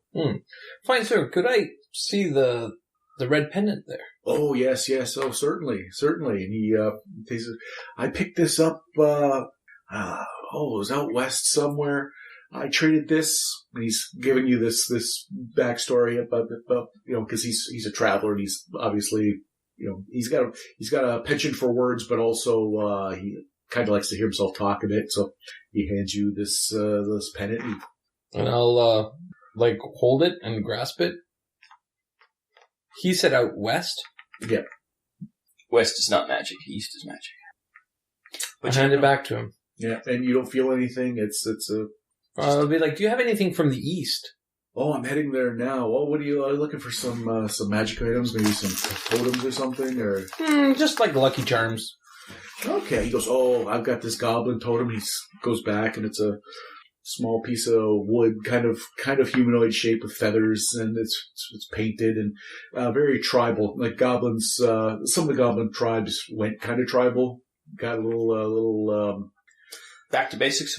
back to basics, and he goes, "Oh yes, this here is a Where did you pick this up? out east, just north of Tarbin. That there's a goblin settlement that I went through there. Are you from Tarbin? Yes. I went through there, picked up. Oh, nice. I met there's some other travelers there from Lake Traveling, and they're one of the biggest. Do I know the tribe that he's speaking of? Yeah. I'm pretty educated, so yeah, and you've probably read up on them, and just north of them, they're called the Red Scarab tribe. Red Scarab. And this probably didn't come from them because they are they're pretty modern, militarized. Like this looks more rustic. This looks a little shitty. So Well, what I was gonna say was like, is there another tribe like to the south or something? And I want to say, oh, so you got it from north of the city, so this tribe. I want to see if he's bullshitting me. well, you could say that because that is the tribe that's just above the walled city. So how they got it, they could have traded it. It could have been. Well, I'll ask him. So the Red Scarab tribe? Oh yes. I visit that area about 2-3 times a year. And they made this. No. That's not their style. But they probably traded it, or it's to them it doesn't really hold that much interest. While he's talking to him, I'm just going to look around. Is there anything that catches my eye? Like, Is there anything that catches your eye? probably not. But I'm looking more like anything associated with the death cults and stuff. No. Nothing like that. Yeah. Well, I'll take a hold of the talisman. I feel a little something, but I don't know what it is. You do feel a little something. Nothing. It tickles. Nothing like the crystal. Not even close. Well, I don't think much of anything would be like the crystal. And Well, but the important thing is like if I can feel like a little essence of something, then You got the touch. You got the power. I turn gold ladies into gold. No, when you're looking at it and you're holding it, there's some like designs on it, and a couple of the designs are standing out to you more so now that you wouldn't have noticed before. And it's almost as though it wants you to just let yourself go. Just let it happen. It's the kumbaya totem. Whatever will be, will be. The future's not ours to see. how much is this total? 1 million guild. We should stick to alcohol. Okay. 34 guild. Oh, that's a steal. 34 guild because it's not high quality, and I don't know. And he likes the cut of your jib. I don't have a buyer for it. I'm heading out that way anyways, so it's not like it's something I can't replace. 34 guild, you can have it. It's a trinket. Is that the best you can do? I don't really have that much money. And No, that's a pretty good deal for some goblin, some kitschy goblin. I don't know. Is it? That you don't know. That I don't know. Your market for... Is there a barter skill? I don't know. I don't know what it would be under. Or just pay a 34 guild? Well, using my reasoning and knowledge, Okay. looking at its material and its craftsmanship, what would the raw materials be worth? Obviously the Nothing. Literally nothing. It's a chunk of crudely carved wood with some paint and some feathers stuck on it. You think you know it's probably something they call a rune stone, which means it's a magically imbued artifact that, of what? Who knows though? you don't know what what rune it could be. Any of those. It could be, and it's probably one of those. They used to be very, very common. People who use magic, that's how they channel the magic through it. They would think through it, and they would be able to do whatever they do. It's probably one of those. I'll walk up to him and see he's looking at it and examining it. And be like, just buy it and walk away. I'm going towards the liquor one. How about 30? That's fair. I mean, it'll give you money to purchase new stuff, new stock. I mean, if you're going that way anyway, you're not going to be able to sell it over there. And the festival's almost over. He looks around. He's done banging business. There's a lot of people here who this is a pretty rural area. There's a lot of travelers. There's a lot of trading they go through. So it's not like they don't see this kind of stuff. But purses have gotten a little looser because of the festival. And so, he's probably done well for himself. And it's getting late at the end of the night. He says, well, I am heading out tomorrow anyway, so 30. Okay. I'll do that. 30. Okay. Is it a necklace? Yes, it's got a little... Don't you already have a necklace? Didn't you say you already had something around your neck? No, I had the accessory, the thing around my neck, the fairy pass, so I don't lose it. I can put this around my neck as well. It's not like the fairy pass is like taking up a magic slot or whatever. Maybe it is. Yeah, you never know. So, I have a goblin totem. Yeah. What's the liquor area? Is it just a bar, or is it... It's literally a bar. He's opened it up. He's got some beverages in the back, and the people are drinking out front. And it looks like it looks like there's some. It doesn't look like it's not like everyone's drinking different stuff. It looks like it's one particular drink, and it looks like there's a bit of a ritual. People keep doing it, and everyone's having a good time. It's almost like so. It's not a bunch. They don't sell wine there. From this distance, you don't see anyone drinking wine. I'll go up to the front. Okay. He goes, what can I help you with? And you see it's a bunch of casks that are inside there, but it's all of one clear beverage, and it's being served out of a particular glass, like a slightly bigger than a shot glass. And you see some people, and they're not using their hands. He fills it up. They put their geld across there, and they run hee, and they. How much geld do they put in across? You can't reason which would be like there's no if you're gonna watch and see, but it's like they slice the money through. He pours across a few, and everyone doing shots. Yeah, it's doing shots, and it's part of it's that they're just kind of reaching down and they're taking it in their mouth and they're pouring it back, and it's a considerable amount of liquid. But I'll go up to the bartender. Okay. And I say, what's happening here? We're newish in town. What's this? Oh, so you haven't had okay, yeah, this is it's strong. You guys are a little young, but you know what? It's gin. It is literally it's not gin. It's a gin derivative. He says it's a local drink elsewhere. It comes through usually during the winter festivals. It flies off the shelves, but it's a novelty here. When I come through, people love it. Especially, I make sure for the fall festival. I'm here every time because the people love it. You sell it in the bottle? No, I don't have. I don't have it in the bottle. I've got some caskets back here, and that's it. But if you're, did he catch up to me? Yes. Want to try one? Yeah. How much is it? Okay, 7 geld. Want to go for 7? Yeah, sure. So he puts 2 of these little cups out, and he pours across them. And he says, you can't use your hands for your first one. It's bad luck if you use your hands. After that, you can do whatever you want. But the first one, and generally people only have one. This isn't something you just drink a lot of. Okay. I'll try it. Okay, so you do the whole thing. You reach down, and it's a strong alcohol. It has like a juniper, almost camphor taste to it immediately. And then it burns. It's got some punch. And so you put the cup back down, and there you go. Good luck to you. And then he takes the glasses, and people are still coming up. Do you mix this with other things, or no? This is how this is consumed. Are we feeling a little sauced up now? Yeah, you're starting to, because now you're. We had a beer and a half, a bottle of wine, or a fifth of a bottle of wine, and now this thing, and this heats you up. There's some. I think it's time to go to that party.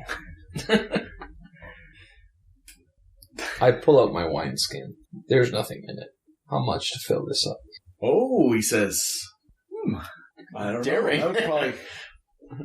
That probably holds maybe 4 of these cups. He's kind of just trying to mentally gather. He says, so normally you get 28 geld, but 25 gil. I'll fill that up. No problem. All right.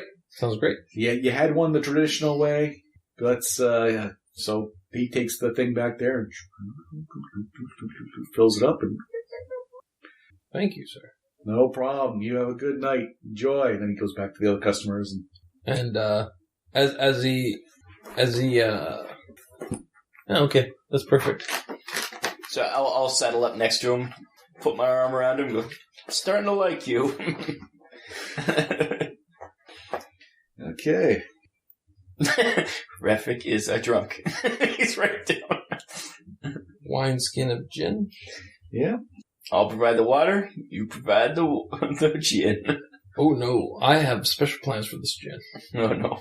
Remember, you cannot take your first shot using your hands. That's all that matters.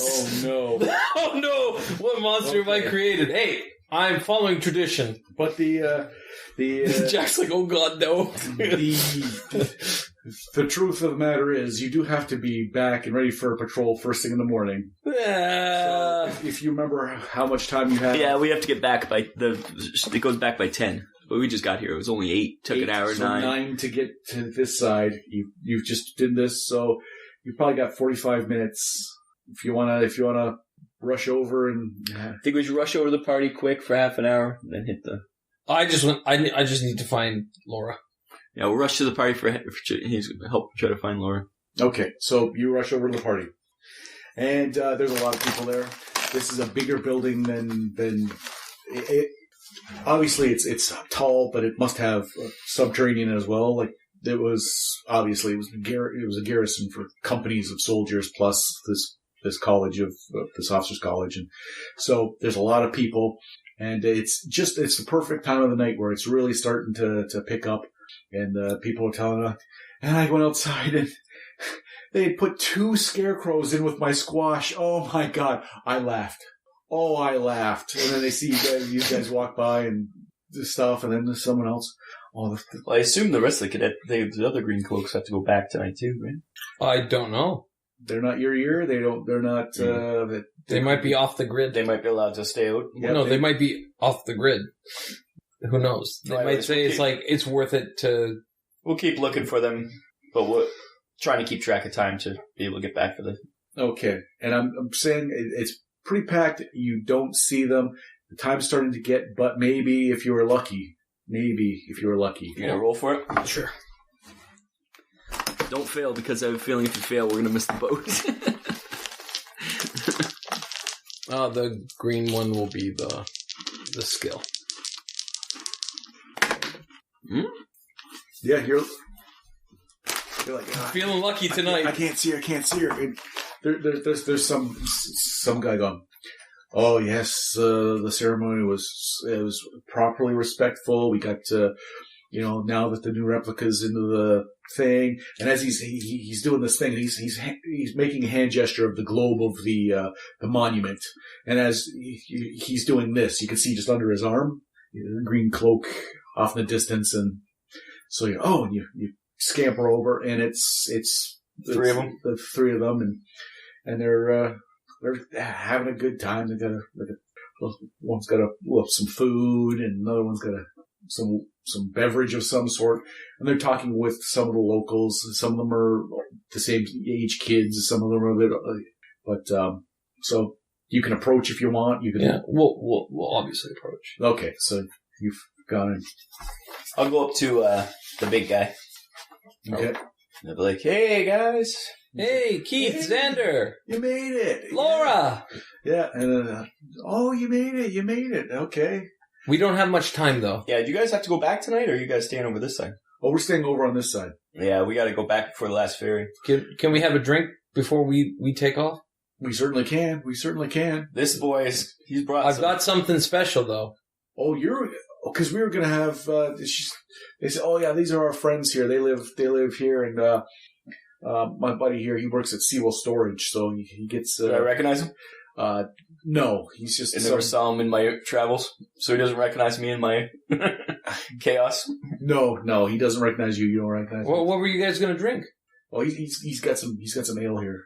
Oh, I've got something very special. Oh, really? Remember the wine on the That was pretty good. Yeah, if you got more of that, we'll... No. I've got something. Yeah, does your buddy have some glasses? Little shot glasses? They don't have little shot glasses. They've got full-size cups. Well, you just don't have to fill them up. Do they have, like, fruit at the... You see there's a table with, like, food on it. Do they have lemons? Some lemons. No. What kind of fruit do they have? Peaches. They've got, there's a lot of grapes, apples, pears, that kind of... Peaches. No peaches? I'll take an apple. Okay. I'll take 2 apples. So you go over and, hey, you just... Doop, doop, doop. People look. I guess so. I'll cut them with my skinning knife. Okay. He's even bought a knife. I'm going to carve out the middle. Are they all looking at him intently of what he's playing here? Yeah, everyone's like, what the fuck's going on here? And I'm gonna put down the 4, and I'll be like, all right now, and I'll take out my wineskin, and I'll start pouring drinks in for 4 people. Okay. And I'll be like, all right, it's a very special drink, but when you take your first drink, can't use your hands. They're in for it. They're down. Yeah. They're like, oh, okay. So they're all kind of waiting for you to say, who goes where. Like everyone's kind of. All right. So I'll point out to everyone. Okay. And they all take a drink and, ooh, that's strong, and it's smaller than the amount you had because the apple could not contain the and he also shot. He wants to make sure he gets through it. So they have that, and they're like, oh, thank you, that's delicious. Let's wash it down. You guys have yours, and we'll wash it down with some ale. All right. So you can pour yourselves a couple, and you start drinking that. I'm gonna use my hand this time because I don't have to drink. You don't. Yeah, that's right. And then they start passing around a big horn. It's got a strap on it, and it's got. I'm gonna take a bite of the apple. Okay. How does it taste? Pretty good. Infused. Pretty good. It's a little. It's got a little bit of that. Hey, Laura, juniper. Try this. I've already eaten. But it tastes really good. Okay, so she has a bite. She's just daintily holding it, like a sea otter would eat a something. A mollusk. And then all of a sudden you see that he's poured out of this big cask, this drinking horn, and they start passing it around, and that goes on for a while. And we gotta go. Yeah, we'll pound it back and gotta go. Gotta get that boat. Okay, we'll run back towards the. And just before I leave, I'm gonna go in and give her a smooch.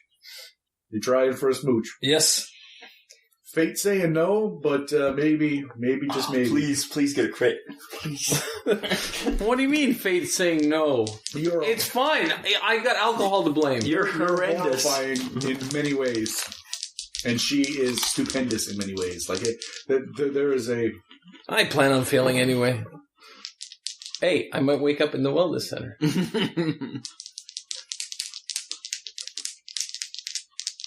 I'm so scared to roll. I don't want to die. She might run me through with her sword. Like, I'm not going here. I'm going for a peck on the cheek. Well, you're just moving in is going to require this. She may not be receptive to even you in her airspace at all. Make a roll. Well, just so we can establish again. Just so we can. Red one's crits. So you want low on all of them, both of them. But the red one, if you get it, 1 is really good. But the smoky colored one's one you're trying to go against. You probably need a 1 on both, really, frankly. Yeah, so I'm not going to bother rolling. No. Should I roll? I don't know. You gotta roll. Oh, God. Why do I need 1? This is luck, right? Or am I testing my hideousness? You're going against your hideousness. Oh, God, then there's no way. There is a way. Fate says no. All metrics say that you are going that she's going to recoil in horror. Please, but how epic would this be if you crit this? It would be awful. It'd be amazing. No, but it won't happen. I'm not going to roll. Roll it. No. So you're just going to go in, or you're not going to go in at all? I'm gonna start going in, and then I'm gonna be like, I better not. Okay. And if she noticed you start in and then stop back and then think better of it, she doesn't overtly mention. As we run away, we'll wave at him and you run back towards him. And you do, and he's better there be some mystery left. That's right. Yeah. It's the first night. You can't. True love takes a while. Never tell me the odds. And he told me the odds. That's what it's like. I was like, no way. There's just no way.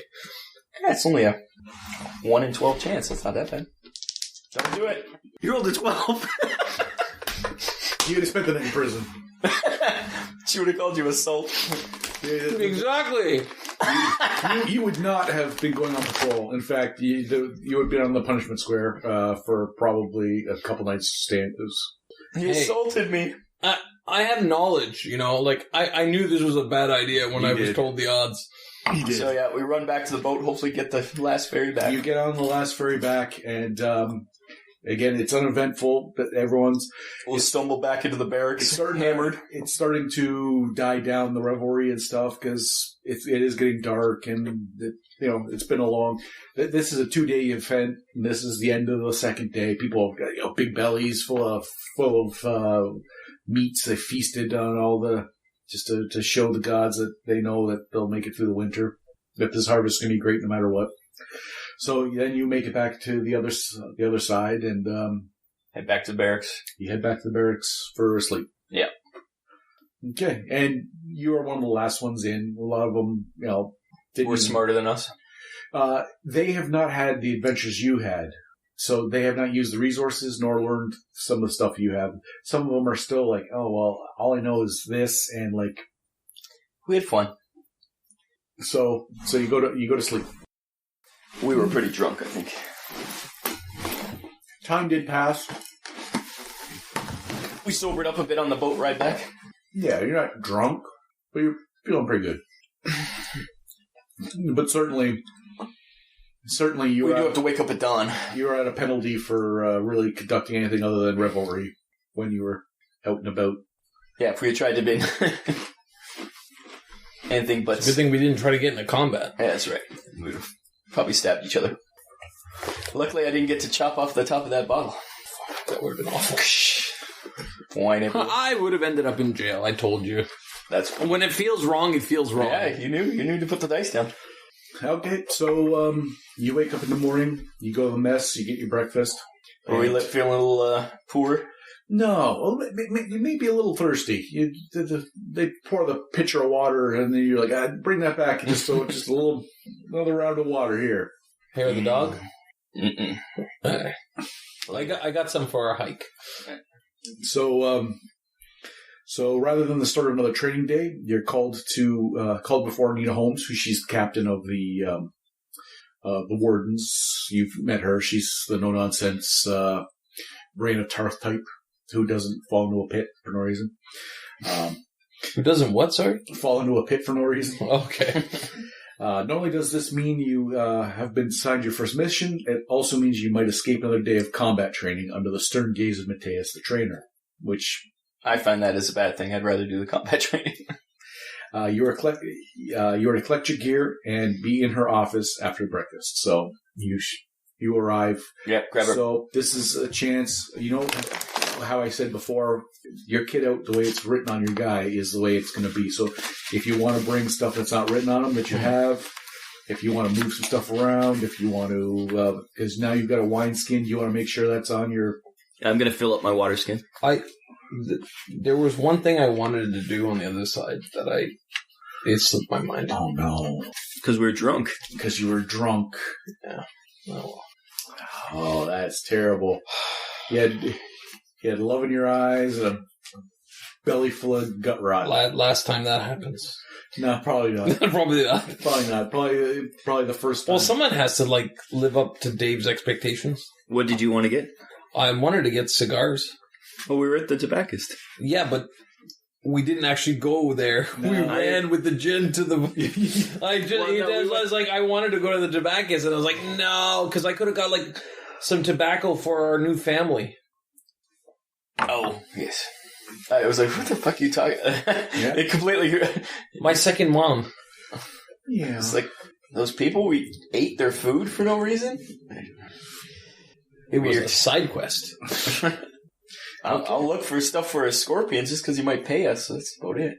But otherwise, you would have found parts for a scorpion. You wouldn't have known what to do with it. Probably still won't know what a scorpion part looks like, so. Neither will I, but what's your point? So Is this it? That's a twig. Yeah, I'll try to be as professional in front of what's her name? Captain Holmes. Holmes. Trying to not sway. So she calls you in. You're being called in twos, and she calls you two in, which is weird because you've already been basically told you've been partnered with the people. But well, my partner's dead, so yes, and so she calls you in, and she informs you that you're going to be going into the field. The mission, it's a mission that all the new wardens take. This is pretty standard. And most do this same patrol a few times while they're stationed here, because it's a pretty standard one. And you're going to be heading north into the Vineland, and the Vineland Forest and the old trails. And it's a well-established patrol route that leads first to the Hall of the Cannibal King. You go around the ruins. Don't go in. You don't go into the ruins. You just go around. It takes about a day. So once you get there, you do the circuit, make sure no one's up to no good. And it's important that you know where it is. So it's one of the, not only is this a nice, easy trip, but it's important that you know exactly where it is, what it looks like and stuff, because it's still got a pretty, bad rep. And then, so you're going to take this trip, you're going to do the circuit around the, there, you're going to come around heading towards the lower sea, and you're going to be going to one of our outposts, and she starts explaining the same things that kid was explaining. Mm-hmm. Check the roof. But basically, give him food. Yeah, make sure you're going to have to go see Mateus. He's going to be giving you the supplies that you're going to be taking. You're going to be carrying supplies for this person. It's not just us two; it's a whole group, or it's just you two. Do we get a wagon or something? No. I have to carry all these supplies. Welcome to Ennis's world. Yeah. Now I understand. Okay. So then, so you're going to want to travel the perimeter of the ruins. You're going to head back. You're going to go to our safe house. You're going to talk to the antiquarian that's there. He's looking over the excellent. The interior of this. It used to be a watchtower. It looked over the river. We watched for enemies. They'd send fire signals there, but it's abandoned now. So he's just in there, cataloging and seeing what's in there. So you're gonna have some chores to do there, and then you're going to come back. So what I want from you when you're gone during this thing, you're going to report on the condition of all the roads and paths. So if there's any problem with the roads or paths, you write this down. You have to let us know. Then we'll send out a designated group with the proper equipment or whatever needs to be required. A list of all the suspicious activity you encounter on the patrol. This is like it could be people, but that's not necessarily But if you see something that is a little odd, or animals or something, whatever, just. Well, if it's something suspicious, write it down, and we'll judge its importance. And then, thirdly, you're going to list all the anything you see around the ruins. Just document anything you see. There's a rock. There's a rock. And then you're going to send that by. We have a courier owl that will be there at that base. Send that. Then we send you. You're okay to go with your instructions, and your instructions will be go to the next point. If not, you just wait there, because we might require something else of you. And courier owls are a thing that it's. And do I see him writing all this stuff down? Well established. He doesn't have a pen or paper, but we have notebooks. Yeah, you have a notebook. If you're saying you're going to be writing this down. Oh, I have a notebook. Okay, so you're writing it down. Yes. Okay, I have to make sure, because I'm not going to remember any of this. I can't force someone to say that they were writing it down, but that's what I was asking, if he was writing it down. I'm role playing. Look. Yep. So you don't know if I could be just drawing pictures of. Yeah, Laura, that's what I was making sure. That's what that guy does. That's all he does. So no, I don't write anything. I'm just drawing the Punisher skulls. That's what. Yeah, that's what I do. I don't write anything down. He saw me. So any questions? Oh, a map? No. No map, but it's you get on the trail and you just follow the trail. There's no places we could get lost. No, you'll go through. There's some communities, some small villages that are in there, some houses and whatnot. But for the most part, it's that trail. Is there any? There is no. Shouldn't be any enemies of any sort on the road. No. This is baby steps. This is the kids will be. All I ask of you is you practice your field craft while you're out there. Start to learn how to work as a team. It takes about a week to make the circuit. It's Is there a salute in this group? No. Okay. I have one question about the courier owl. Yes. How many courier owls are along the path? Just one. There's once you reach the Hall of the Campbell King, those ruins. There's going to be a flattened area that we use that's got a fire pit already built. It's got other people use it as well because it's easily accessible. But there's going to be a structure that the owls land on, and they're trained to deliver these things. So, anything else? No, I think, like you say, it should be simple. It should be no problem. We're paired together now? Yes, you two are paired. Asterius is back now. Dead, I understand. We've got him. We've got him in our bay. He's alive? He's alive. The wellness center. Well, that's not for us to discuss right now. He's alive. And we have. He's like Luke after Empire Strikes Back. We almost partnered you up.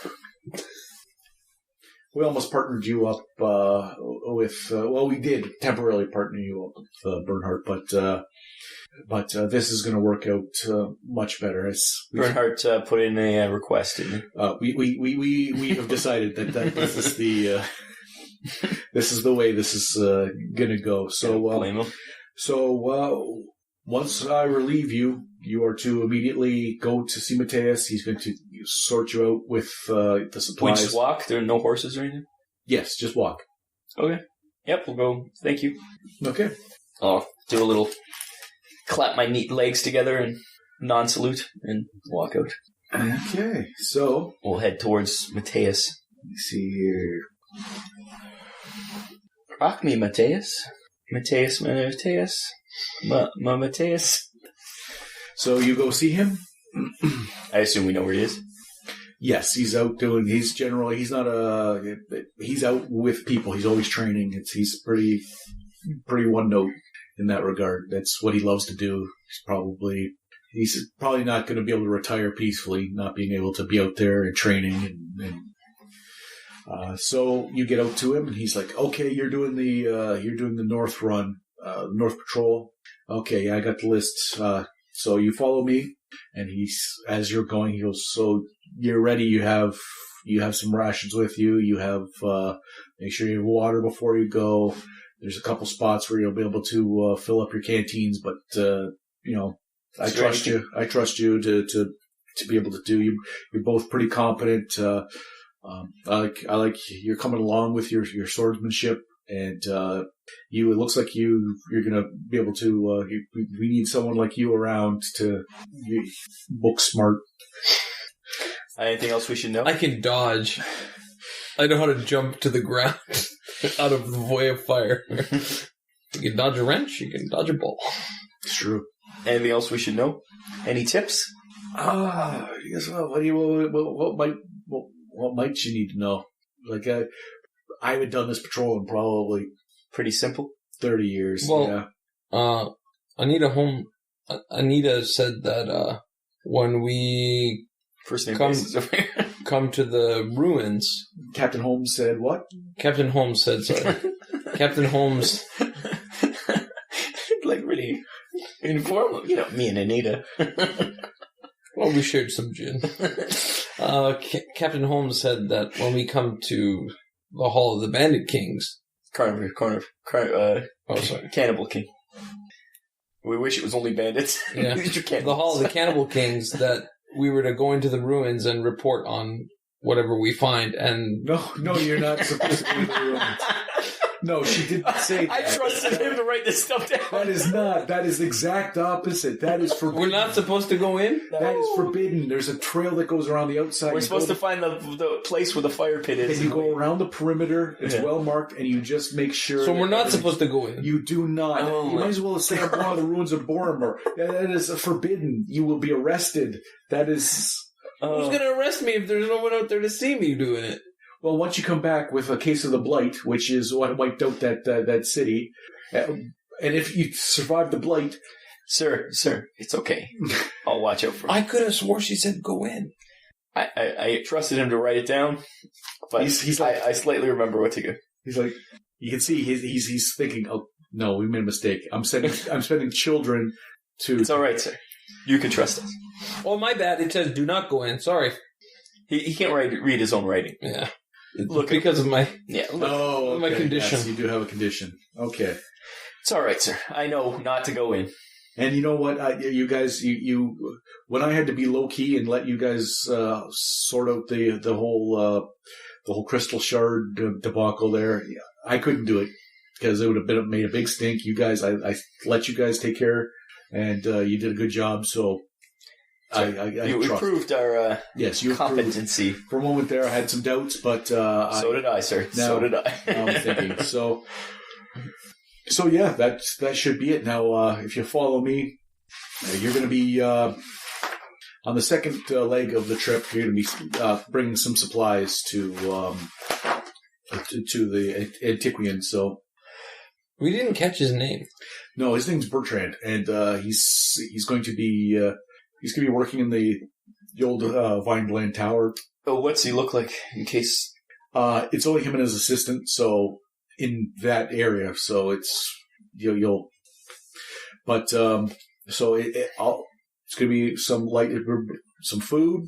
So you just need to bring, and it's I'm just going to say it's a nominal amount of provisions. So one of you has to carry provisions. Okay. And he says, and. This winter, I don't know, it seems like it's going to be a cold one. I don't know. I just got a feeling. So I'm going to give you 2 extra blankets, wool blankets. And so the other one of you carries, or you can burden the other person. There's no encumbrance in the game, but... I already have a wool blanket. Well, you probably do too. We have extras because it's... Yeah, we'll put one each. We'll throw one each house. Yeah. So is he a tall man, fat man? Oh, he's actually a good friend of mine. He's, I've seen him a few times. He's about 27. Oh, he's a relatively young man. Relatively young, but he's whip smart. Color hair? Dark colored hair. Okay. Dark colored hair. You'll notice he usually has a walking stick with him that he carries with him. And you have to get me one of those. And like I said, it's going to be him and his assistant in the tower. Once you get there, if there's anyone else but those 2, then there's trouble. And if there's any less than 2, then there's trouble. But that's what in case someone's impersonating him. Are you taking notes then? Well, I just want to remember that. Okay, so Bertrand is the...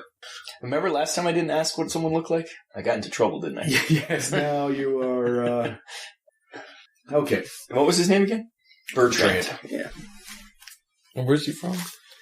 What's his likes and dislikes? Does he wear a beret? Is he lactose intolerant? Yeah. Is he like Waldo, where it's going to be hard to find him?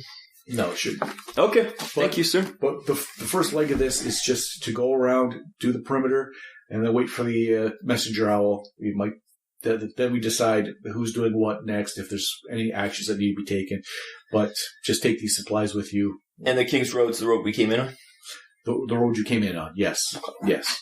He says the first day of this is of your journey, like we'll just be outside the city on the King's Road. It's very simple. And we just camp on the road? Yes, on the side of the road there'll either be way signs, or you can go into the woods and make a bivouac site or something that you want to do. Okay, so he says, still early morning, but you got a long trip ahead of you. So you got the blankets, you have the provisions. Mm-hmm. So I say off on our way. I see you get on your way. Yes, sir. So you head out the door. past the garrison, out the walls of the city, and you're right on the King's Road. Well, with all this stuff, I'm becoming a pack mule. I should be about the same speed as him, so. Yeah, probably. We'll continue along the King's Road, right? Mm-hmm. Anything you want to do in town before we go? Nope. Let's do this. Let's do this. Okay, the King's Road. The first 4 days of travel on the King's Road are uneventful. The travelers, traders, and mounted soldiers on patrol here are often encountered, but it's a pretty busy thoroughfare. Should we mark off provisions? You have the 1 week's Plus 3 extra days. So, yes, you can. Probably by the end of it, we'll have none left. Okay. So the Vinelands, the hilly and wooded area spreads out to your right, and the forest that surrounds the forbidden Bormore Keep is to the left. And uneventful. 4 days of traveling, you start to get the feeling of, the two of you can. So where were we at? Where were we at day one? Harper's. Oh, after day one? No, like, We started at Harper's Ferry. We started at Harper's Crossing.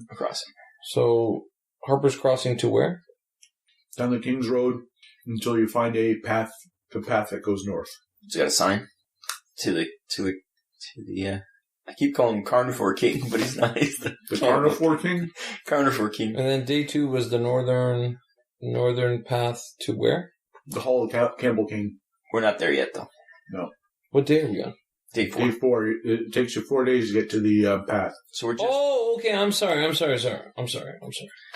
We're just heading towards the hall.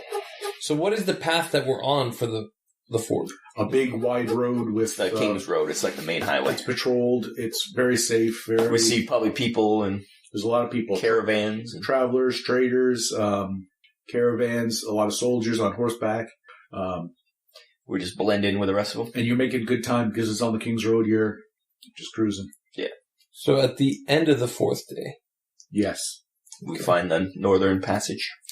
Yes. So, is there anything you want to discuss amongst the two of you? Although you had a pretty big, this city, I think, normally I'd let the two of you hash out things or whatever, but I think you've already had an adventure before the adventure that, so we'll just move right along. I don't think there's any, We make small talk. yes. So after your first 4 days of travel, you found the entrance to the Vineland Trail, a large clearing in which to camp. The trail you are to follow, wide and clear, runs north into the darkness. Your shelters are up, and the campfire is burning nicely, so you've set up, you don't have to worry about that, you've set up camp amongst a bunch of other people. This is There's more than us, sister. there's a big, wide clearing. And it's a well-established waypoint. The weather is cooperating, the temperature is warm, and the sky is clear. How was the weather for the first 4 days? It's late summer, so it's pretty warm, they wouldn't send first years out in the winter. They're pretty, We didn't freeze to death yet. very accommodating in the first patrol. The sounds of a lute and a melodic male voice can drift out from one end of the clearing. So there you are, you're at camp, and tomorrow you'll be heading up the path. So is there anything you want to do before? We'll eat our provisions, and I'm going to go to sleep early. Okay. Okay, so you're tucking in for the night, and the only notable thing that happens, you hear there's people, gathered around. Obviously, there's a musician doing something over there, and there's people gathered around talking, so it's a little more difficult to fall asleep before you're able to have some peace and quiet.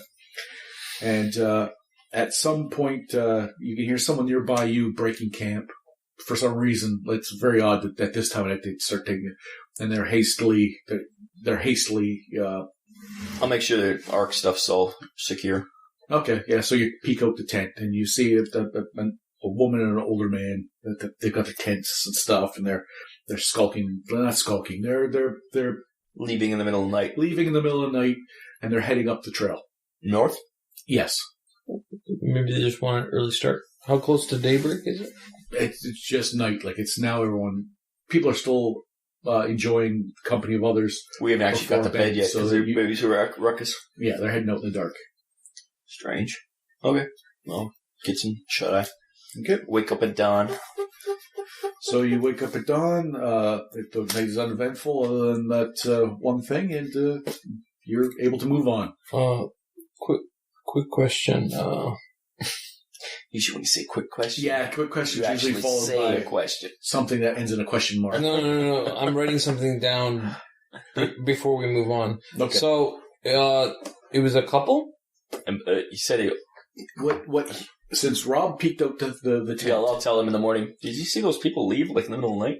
it was an older man, a stooped older man, and it looked like a younger woman, and they just had all their stuff, and they were hastily breaking camp. It was weird. So how was the man young, old, No, he was old, and the woman? younger, maybe his daughter, or he's lucky. He's got Where were they going?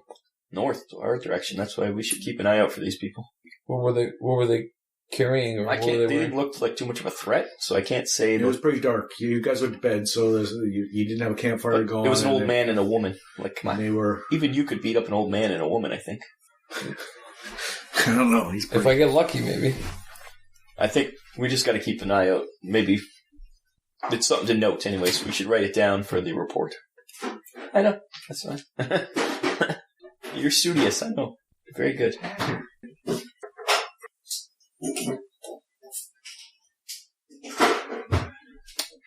Get a beverage in me. So we'll break camp, load everything up, and head out as soon as we can. Okay, and you're traveling pretty light. You've got I got the provisions. the provisions. You've got the two spare blankets for Bertrand. What's the weather? Nice. Everyone breaks camp pretty early. Are people going north too? There's none are going north, but Just one people going the north. traders, their wagons are already heading out. The regular folk. It's odd to go north. Apparently, you're the only ones heading north right now. So, But they're probably, everybody else is probably like, oh, green cloaks, they go north all the time. and you do know there are smaller communities in and around. There are people that probably live up this path, but So it's not 100% unusual. it's not 100%. It's not like the only place north is the Cannibal Kings. No. Okay. There's more going up there. Okay. Yeah, maybe they're just going home. Okay, so trail day one. Traveling north along the trail as he's going. The trail, while uneven in spots, is wide and made of hard-packed earth. You pass a few remote buildings and settlements, but there is very little traffic here. By midday, you round a bend in the trail. To the right of the path is a steep, rocky slope, offering a view of the hilly countryside. So the trees break because there's a hill, and you're up a bit high, and you can survey the area. And there are two figures that can be seen moving slowly on the trail in the distance. The trailer we're going on? Or Yes, it looks like it. And they're down there. Like way down there? Yeah. Like, say, 8 hours ahead of us? Or a little less? A lot less. But my eyes aren't good enough to see if it's the people I saw last night. Not good enough to see if they're the people that you saw last night. Okay. But you would assume that they should have been farther, even. But you don't know. You don't know. This trail could go away. Yeah, it could be just someone from this house here. They're also old, right? One was old, one was young. Yeah, one's old, so you can only go as fast as your slowest person. Yeah, but we're making good time. Write that in my report. Insubordination. Okay. How can the superior be insubordinate to the inferior? So are you going to enjoy the vista? Illusions of grandeur. This report's awesome. No, I'm actually trying to keep my eye on those people if I can keep my eye on them. Or do they go out of view? They'll go out of view once you head back onto the trail and away from this nice pristine. I'll be a little bit more alert. Okay. As we're walking, you said the ground is earthen? Hard-packed earth. Any strange animal trails? Like big paw prints or anything like that? Okay. It's important. Of course. There could be a rogue bear for all we know. I was thinking more a demon horse. Jack looked at me like, did you read my notes? Okay, so There's a reason you wanted to sit in that chair. as the day goes on, you're getting into the afternoon. You have caught up to the slow-moving figures that you saw earlier. An older man, either injured or feeble, is being assisted by a woman who's already burdened by a large traveling pack. Now, They are probably the same ones you saw before, Yeah, logic dictates. but now he's He's hobbling. really hurt, yeah. He's hobbling. The girl, how, like, old or young? She's in her 30s. She's a woman. She's a... Too old. That was a Yoda quote. That was not a unicorn. Too old. So, we'll approach. Okay, so you come up behind them, and she's now got the stuff he was carrying on her, plus he's hobbling, and they're having a hard time. And he's pretty old. What brings you to the northern path? Oh, and she looks back. They didn't hear you approaching, and she's like, "Oh, no, we're okay. We're okay. We're okay." He's in pain. Looks like your father here is in some discomfort. My father's just fine. If you've come to make fun of us, don't bother. Just keep going. I'm just gonna stop and, like, look confused and point at him. He has no right to make fun of anyone. No, we're going along this path as well. If we'll be happy to help. If you need someone to help with your packs or help your father get to where you're going. I mean, as long as it's on the same way we're going. We're headed towards the... She's like, I told you we're fine. And then you hear him go, just let them. Just let them. We could use your help. What's your name, sir? Okay, so she now she kind of resolves herself to the fact that you're not going to give up. The father's now kind of... Well, he looks like he needs some help. And so they stop, and he goes, "Oh, set me down. And so she puts him down on the side of the path, and you can see his ankle. He rolled his ankle at some point. It's in bad shape. I've been there. They got drunk once, fell off a curb. He was trying to travel in the dark and twisted his ankle. So Neither of us know first aid, though. He says, "Oh, well, we just we live just up here. If you could just get us to the base of our driveway, the path to our house, that would be wonderful. This is my fault. I feel responsible. My daughter shouldn't have to put up with my antics." I'll take the provisions off. I'll give them to him. I'll kind of, like, put the bag on his shoulder, and I'll grab the guy and, like, lift him up pretty much. Hold on. I'm going to pretend to do first aid. Okay, so you start moving the boxes, and you start heading just a moment. Yeah, I want to see how bad it is. And okay, which ankle is it? You can see it's swollen. He's got it out. He's taken his boot off, and yeah, I'm gonna squeeze it. Okay. Yeah, it looks pretty bad. I don't think you want to put much weight on it. How'd you hurt yourself? Well, it's my fault. It's my fault. If they wouldn't have been doing what they were doing if it wasn't for me. I'll keep an eye on the girl. What's she look like? And she's put out a bit. Like she didn't have to deal with this asshole. She's concerned about her father. You can tell there's a lot of concern, but she doesn't necessarily trust you. And it looks like she's not accustomed to being treated very properly either. So it's a whole different. I'll say we're green cloaks from from Harper's Crossing. She says, "Oh yeah, yes, I know. You can trust us." So, because if you couldn't, well, let's just say we wouldn't be in this position. The implied threat hanging in the air. Yeah, I'm like, we would have killed you if we were going to kill you. Like, wait, you have no. Were you on this path at night? Yes. Is that how you rolled your ankle? Yes. It was dark. We've traveled here plenty of times, and it's my fault. He says it's my fault. I usually take the trip by myself, and I can handle myself. This time I'm getting a little older. Muriel had to come with me, and I don't want her seeing. I don't like. You must have saw what happened back there. I don't like her seeing me like this. So we never saw. We were trying to get some sleep. So then she's like, "Well, if you can just help us get to our driveway, that'd be fantastic. And then you can be on your way. You can do what you need to do. We don't want to be a bother." Sure. My name's Gray. I'm Edmund. Okay, she says, "My name's Muriel, and this is my father, Walter." Walter Frey? No. Okay. So then Walter kind of, he has pride. You can tell he has pride.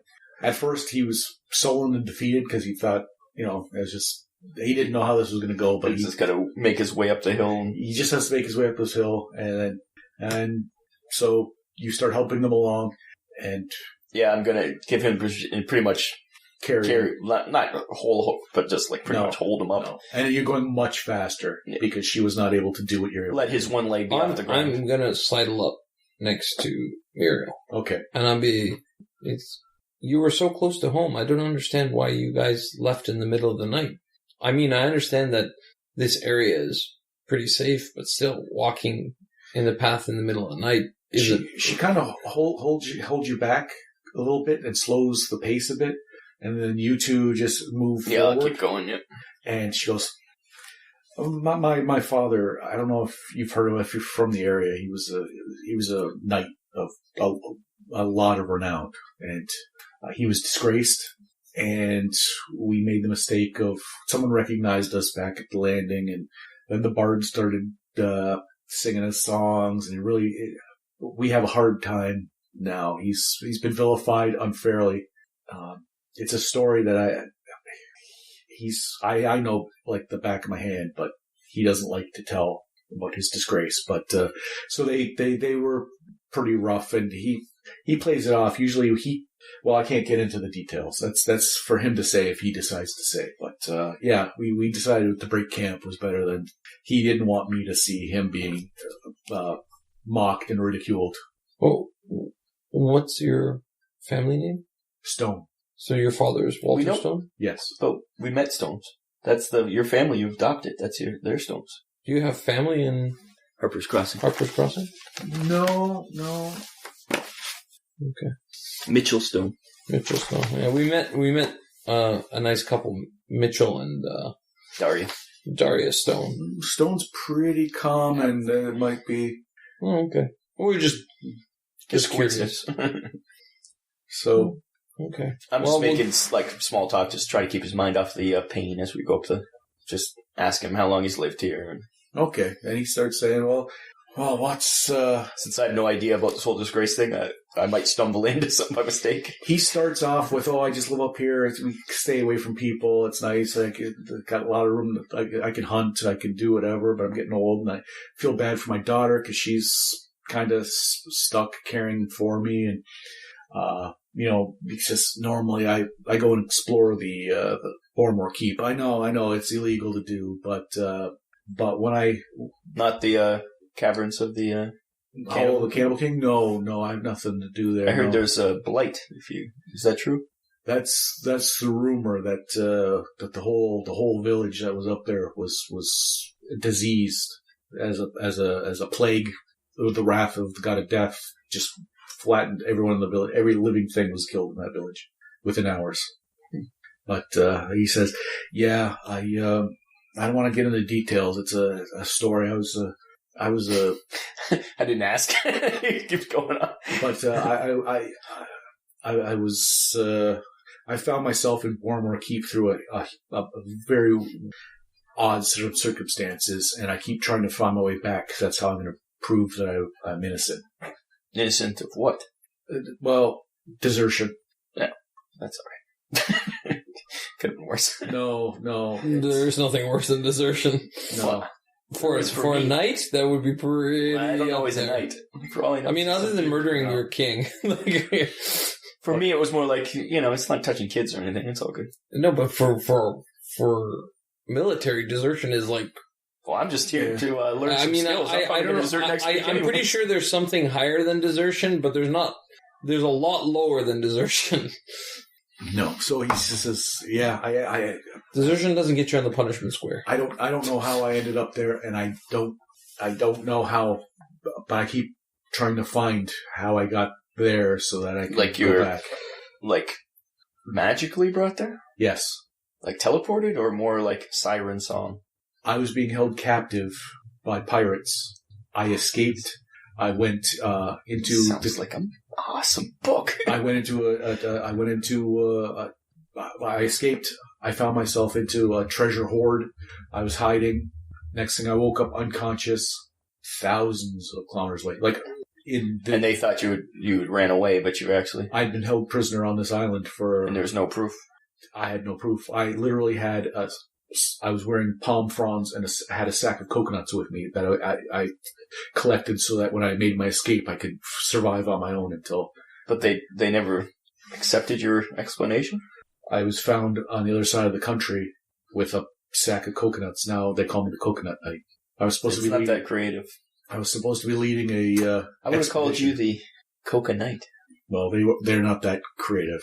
But now, because of where you're from... Me? Yes. Ravensport. Because you're from the Ravensport? Sea Baronies? Yep. You kind of know who this guy is. Oh, I've actually heard his story before? Like, just as a tale in the tavern kind of thing? The tale you've been told, and it's renowned, is that when his ship showed up to kind of say that you're part of the realm now. It was a legion of warriors that were supposed to show up, and it was a big thing, and it was kind of a show of force, but also like you know that him and all his people were defeated very easily at sea by by ships that were far superior. The Sea Baronies got together and just humiliated the realm, and it made sure that... So his story of him being captured by pirates, for me, is obvious. That's what happened. Yes. I'll be like, oh, I'm from Ravensport. I've heard your story, now that you say it. And, yeah, where we come from, it's known that you were captured by pirates. They just won't believe you here? That's the story that people said that's how it's been told, but that's not what happened. But you were captured by pirates. Yes. But nobody believes that. No. He says it was no respect, eh? It was much easier for them to, when we didn't show up, to claim that they defeated us. It left them in a position of power. That's why right now, even to this day, you're from there. They're very independent. They're renowned for... They own the sea. They don't pay taxes on any of anything they produce from the sea. As it should be. And rightfully so. I was just there doing my job. But interesting. Well, that's a strange story. So magic. Eventually, can't trust it. You get to a path that leads, and you can see up the top there looks like a cabin, and Muriel comes up and says, "Okay, this is it. I can take it from here." No, we'll bring him right to the top. Like, there's no point in having him walking on this ankle. It won't do it any more good. Are you sure? We've already asked you enough. Now it won't put us that far out of our way. Take you maybe an hour. Consider it our good deed for the day. And I believe that's part of our job. So okay, so we'll bring you up. You go up, and sure enough, there's a modest cabin up there. It's more than enough for these two, and they open the door and they go in, and it's nicely furnished. You can see that there's a big sword hanging over the fireplace, and she immediately starts to get in it. Do I have sword envy? Long swords are out of fashion. Maybe if you ever thought you needed to, but for right now, I have sword envy. Oh, okay. You have sword envy. And short swords are just pathetic. And he goes and sits down in his chair and he puts his foot. Oh, and then Muriel says, "You have to take. We've got some food here. I know you've probably got the rations. I see you carrying a big box of provisions. I don't know, but." We get some game stuff. You wait here. I'll go check the traps, and I'll be back in maybe 15, 20 minutes, and we'll see. So she heads out. I'm gonna admire the sword. Okay, and he's like, "Oh, it's beautiful, isn't it?" Does it have a name? No, but it's part of a matching set. Wait, like two-handed? Like double? No, there's another longsword that goes with it. That's what I'm saying. Like, yes, you fought two-handed. I'll look at him. And he's starting to look wistful, and he goes, "I was wearing my armor. The elves gave it to me." Oh, you lost the other sword when you were captured? When I was captured. Well, keep an eye out for it. Well, I doubt you'll be up in the... I'm from there. You never know. Yeah, possibly, but we were waylaid by the pirates off the coast, up way farther west. Wait, what? Pirates? Lost swords? What's going on? Oh. He was captured by pirates. You're going to have to start from the beginning. My armor, full plate armor, looked like a scarab beetle. Elves, the like a prismatic, iridescent. Wow. He said, I'm one of the few humans that have ever had this armor built for me by the elves. It was a great honor, and it's gone. It's gone forever. The matching sword and the armor, and basically, if I had that back, I would. There'd be nothing else I would ever need. So what's going on? What's his name again? Something Stone? Walter Stone. It's a good thing I read everything down. What's going on? Gray. What? Speak to me. I don't know what's going on. It's not my story. Oh, yeah, yes. Well, I was with his daughter. What are you guys talking about? The long and short of it is, unless I can prove my innocence, literally, I'll just be up here subsisting. I will die here, and They think he's a traitor. hopefully Muriel. They refuse to believe he was captured by pirates. Just because we kicked their butts in a fight. I feel like I'm missing some of the story here. Not really. I just wish Muriel would. He looks around. She'll be back in a second. So I wish she would just leave me here, go make her family, do whatever, change her name.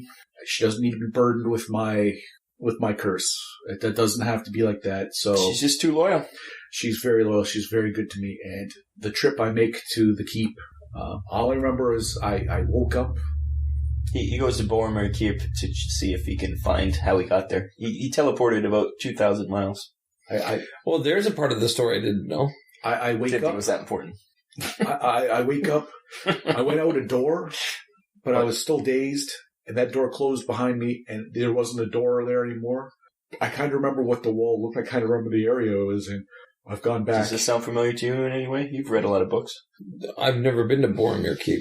It's No, forbidden. but just, No I one's mean, allowed just to go there. magically. Have you ever heard of anybody being ever teleported long distances? But I read books, but maybe in fairy tales, but It happened. It was known to happen. There are people who worship the god of space. How long ago was this? Oh, Back when magic was still a thing in this side? yeah. Oh, magic still. Don't let people tell you it's not as black and white as that. It's not as black as white. The most powerful artifacts that are in this area still here are extremely powerful.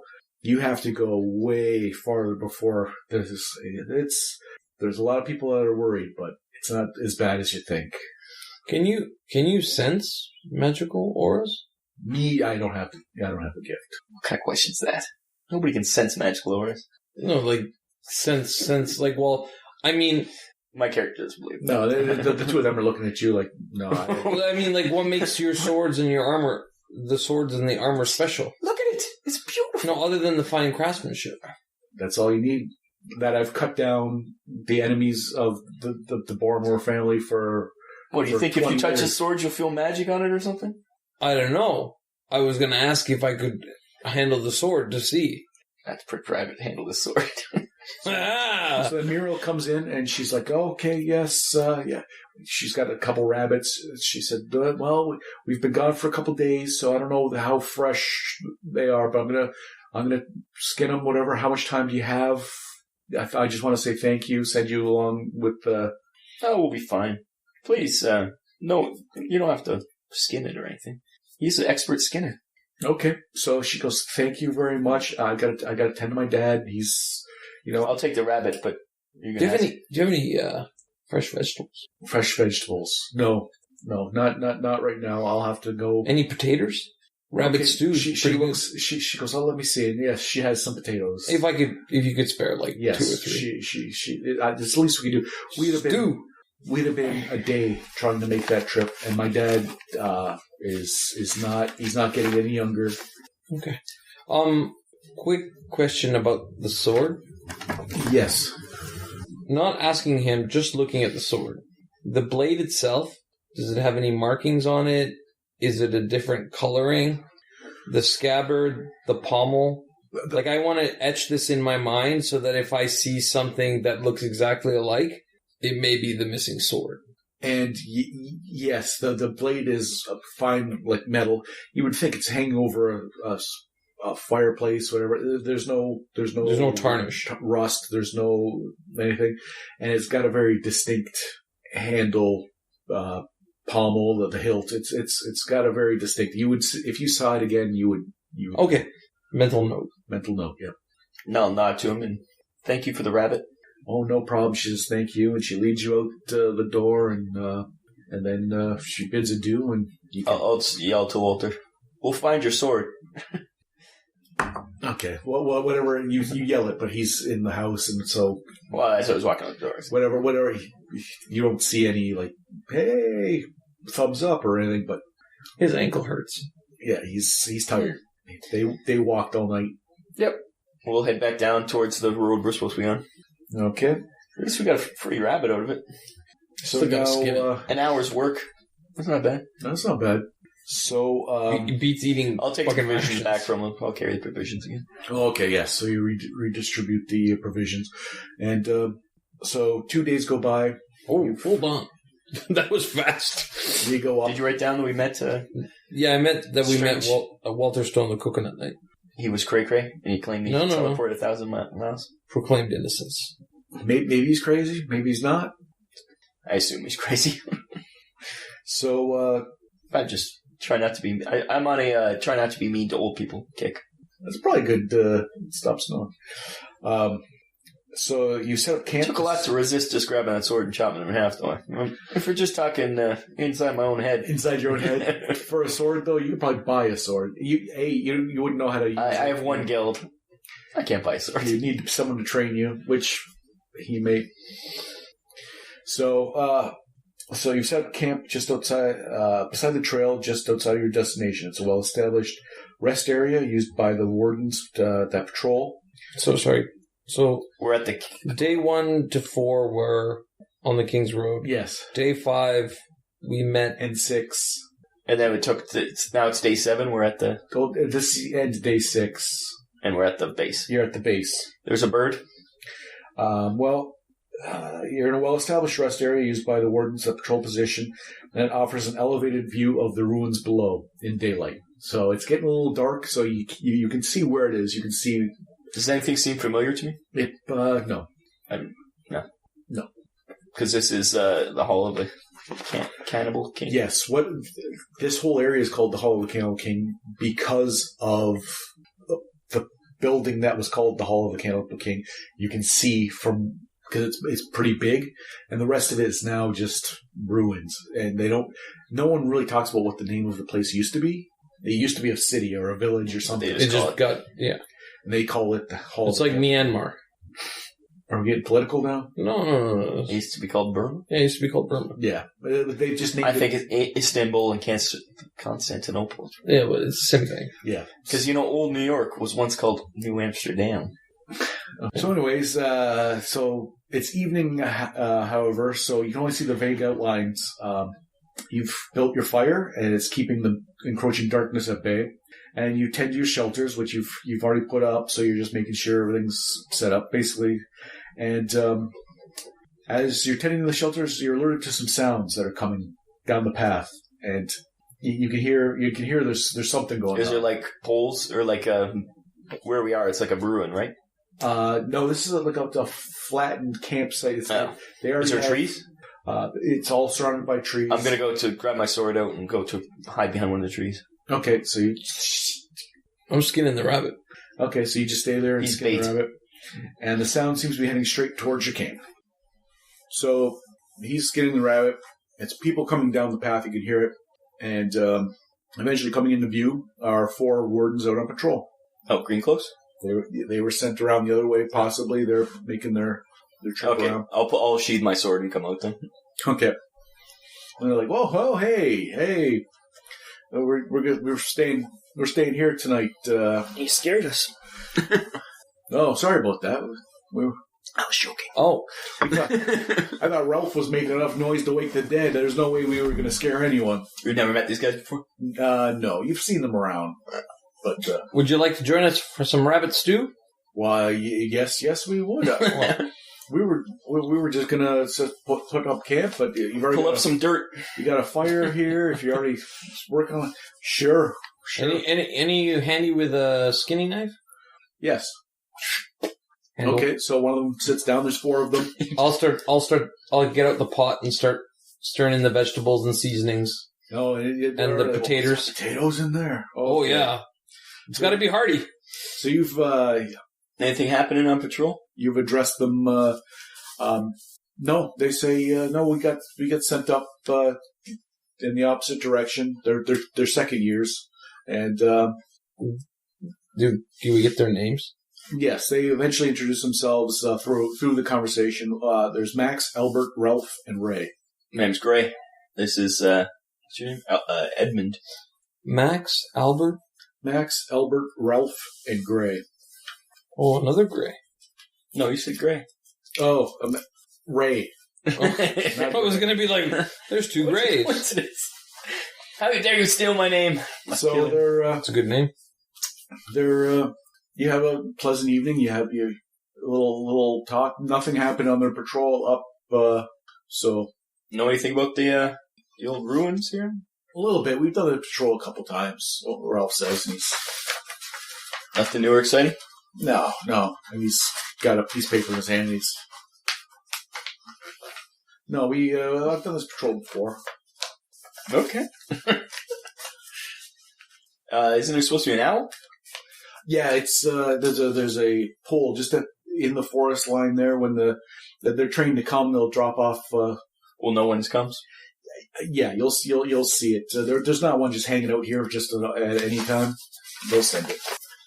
My notes. I have to give it to the thing. No, not now. No, I'm just giving it to him so that it's like for when the owl comes, I'm going to put it on there. Well, you'll probably still. All right. Hey, you still have to do your circuit of the Hall of Campbell King and then the owl. Oh, okay, my bad. Yeah.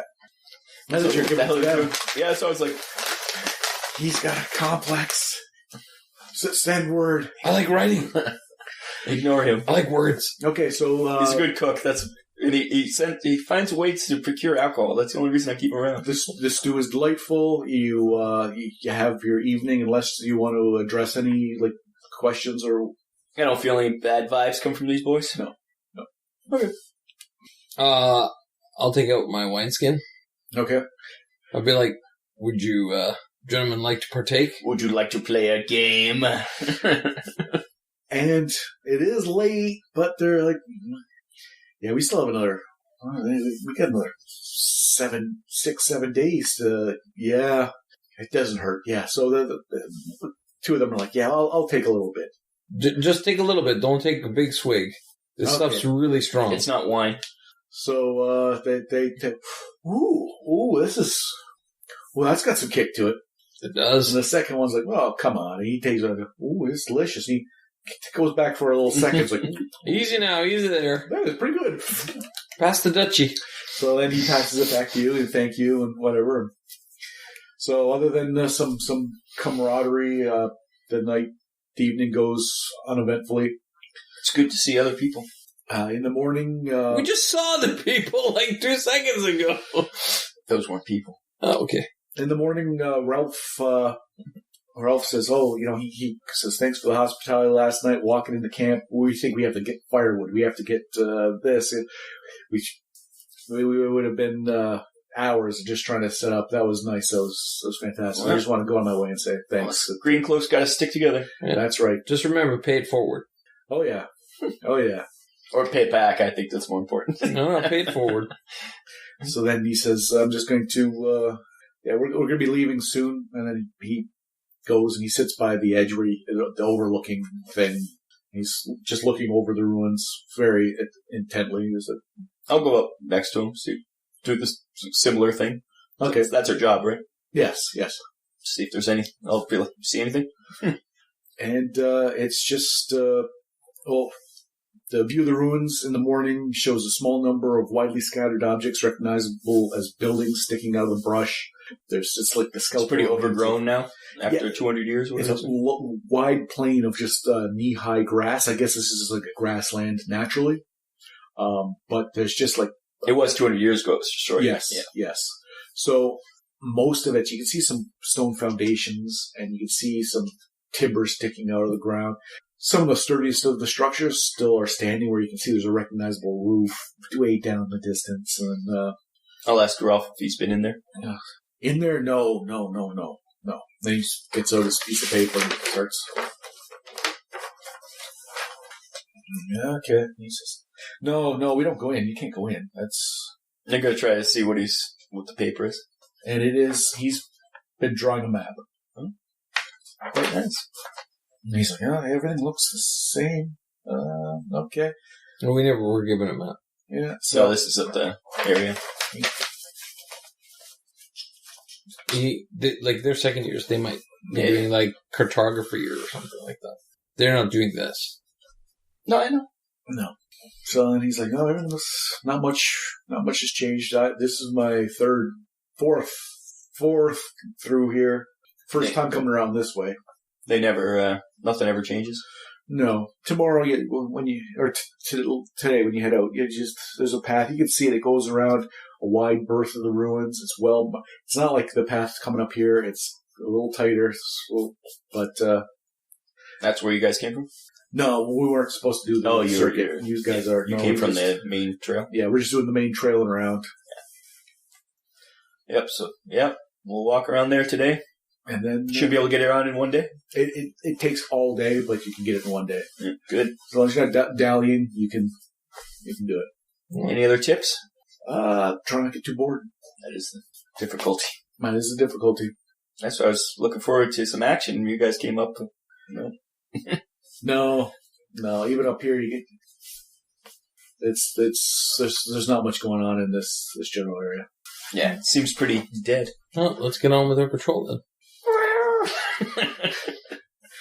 So that was my CSI Miami move. They start packing up their stuff and they're ready. And okay, Ralph, come on, let's go. We got to. We're burning daylight. So they I'll leave. give him a clap on the back and see you back at base. Okay. I'll sidle up to Ralph as he's walking back. Great, just a moment. I'm like I'll be right back. Yeah. I'll be like, Ralph, you're a second year, right? Yes. Do you know Laura? Oh, I know Laura. Oh yeah, intimately. Everyone knows Laura intimately, except for ugly people. No, she is stunning. She is stunning. I heard striking. Do you know how to get into her heart, or have you failed miserably? I don't know her that well. I don't think she has a boyfriend. I don't think she's ever shown she doesn't have a desire to be. She's just happy to be one of the gang. I suppose maybe she's got a guy back home. You know where she's from? No, not off the top of my head. Actually, no. I think she's from just south of the east side of. I think she's from a small logging community just south of on the east side of the upper river or upper sea. I think so. Don't quote me on it. And then the other guy's like, "Come on, come on." Do you know her last name? Peer. Peer. Yes. The plot thickens. Okay, so he wanted about girls. So Ralph runs up, catches up the rest of them who are feigning like they're going to leave him behind, which they might have been. It's Ralph. Who knows? Ralph seems like the smart one. There's got to be that they make sure to mix it up. So We're going to break camp and. Okay. Or should we just leave our stuff here? It seems pretty safe. Well, do we have to come back here? Yeah, it's a big circle, right? Yes, and it says that they said, and we'll have to make camp again tomorrow. That you'll be camping here again, so you don't have that much. It would just mean you have to take the tents down, make sure the fire is out. When we sleep I think we take it with us. It would be two small canvas patches that barely pass as tents, and yeah, I think we just leave it. I don't think it'd be bad. Even if we lost it, we're assuming we have to live rough a little bit. No offense. I don't want. It's been clear. As soon as we lose our tents, it's going to be like downpouring rain. Well, how about we pack them up and put them in the trees then? I'll carry mine. You can do whatever you want with yours. A small little path. I will pack up my tent. Okay, so he's packing up his tent. You can leave your setup. You can leave. I think we should leave the provisions in the. Nobody's up here. I will take the provisions as well. Okay, so you are now. You are. I'm unburdened. He's encumbered now. So that's fine. It means I'm going slow. I can take a better look everywhere. Okay. So you're gonna head out. Yeah, I guess so now that I have a little bit more speed, I'll go forward, check things out, move, keep going back and forth, kind of. We'll go ahead and then wait for him to catch up, and go ahead. Yeah. Okay. So you're heading around the ruins. To patrol the outside edge of the ruins is said to take a day. A thin footpath that winds around the perimeter of the ruins just inside a tree line, and that is your guide.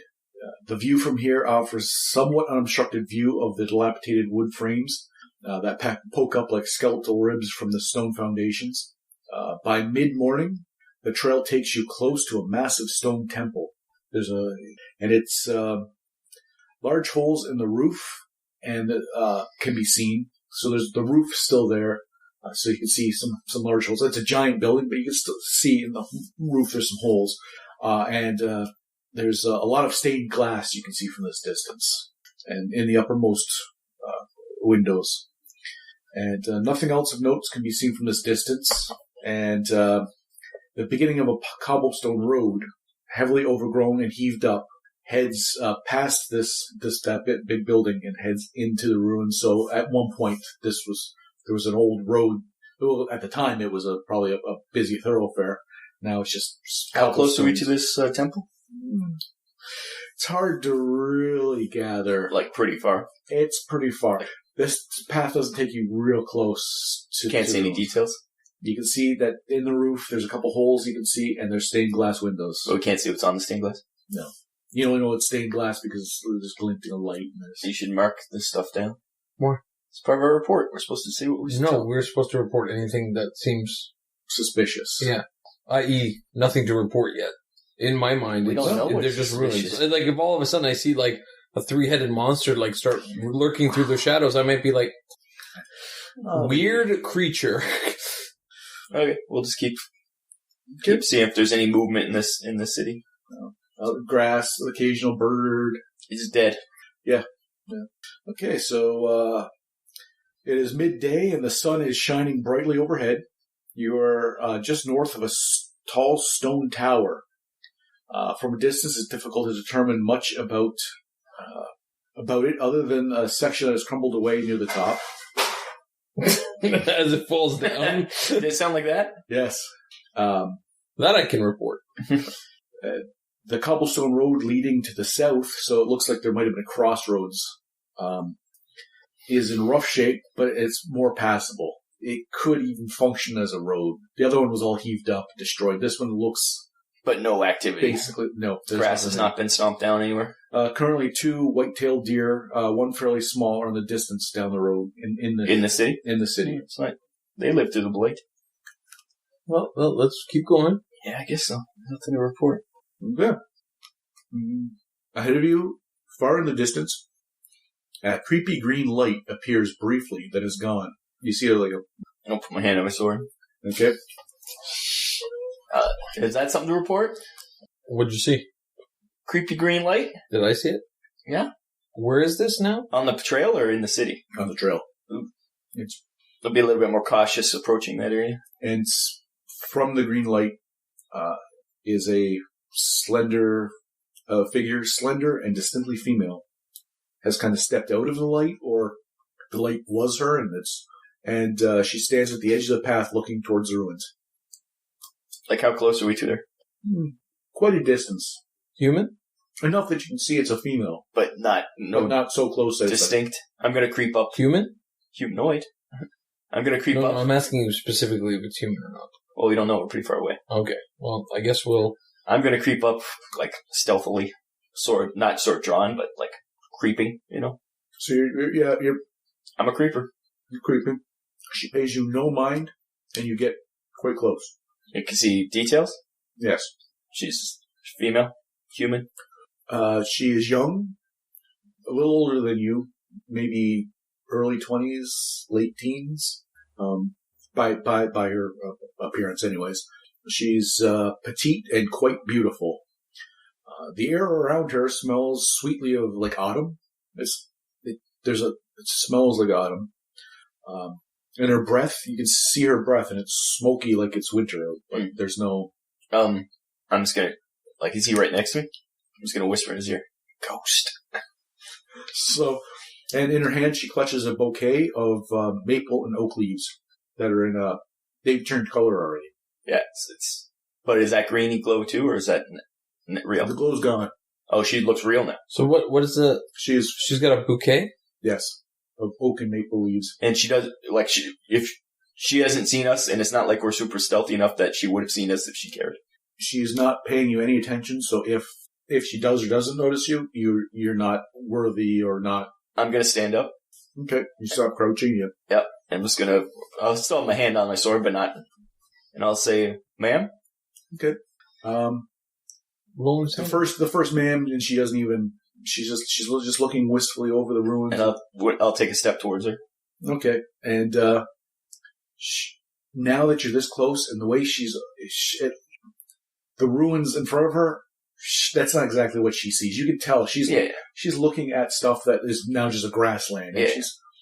She's displaced at the very least. Yes, she's looking as it used to be. Quite possibly. I think she's a ghost, but I think she's an apparition. But I'm going to try to circle around so that I'm in her eye line and see if she even notices me at all. Okay, and then once you've interrupted her, and she's just like, excuse me, I'm trying to just look at my village. I'd be like, what's the name of your village? Greenwood. It's very lovely. Is it just the peace of mind? I've been traveling a lot, and just when the wind blows through the trees, it puts me at ease. It puts me at ease. And how long have you been traveling? You have the marker. So she looks and goes, "Do you know who I am?" I'm Gray from the Wardens, and this is Edmund. We're just on patrol. We're not aware of who you are, unfortunately. And she says, "They call me the Lady Death." I'll go drop to one knee. Okay, she looks down. So, you've read about Lady Death. Now tell the audience about this legendary creature that is centuries old.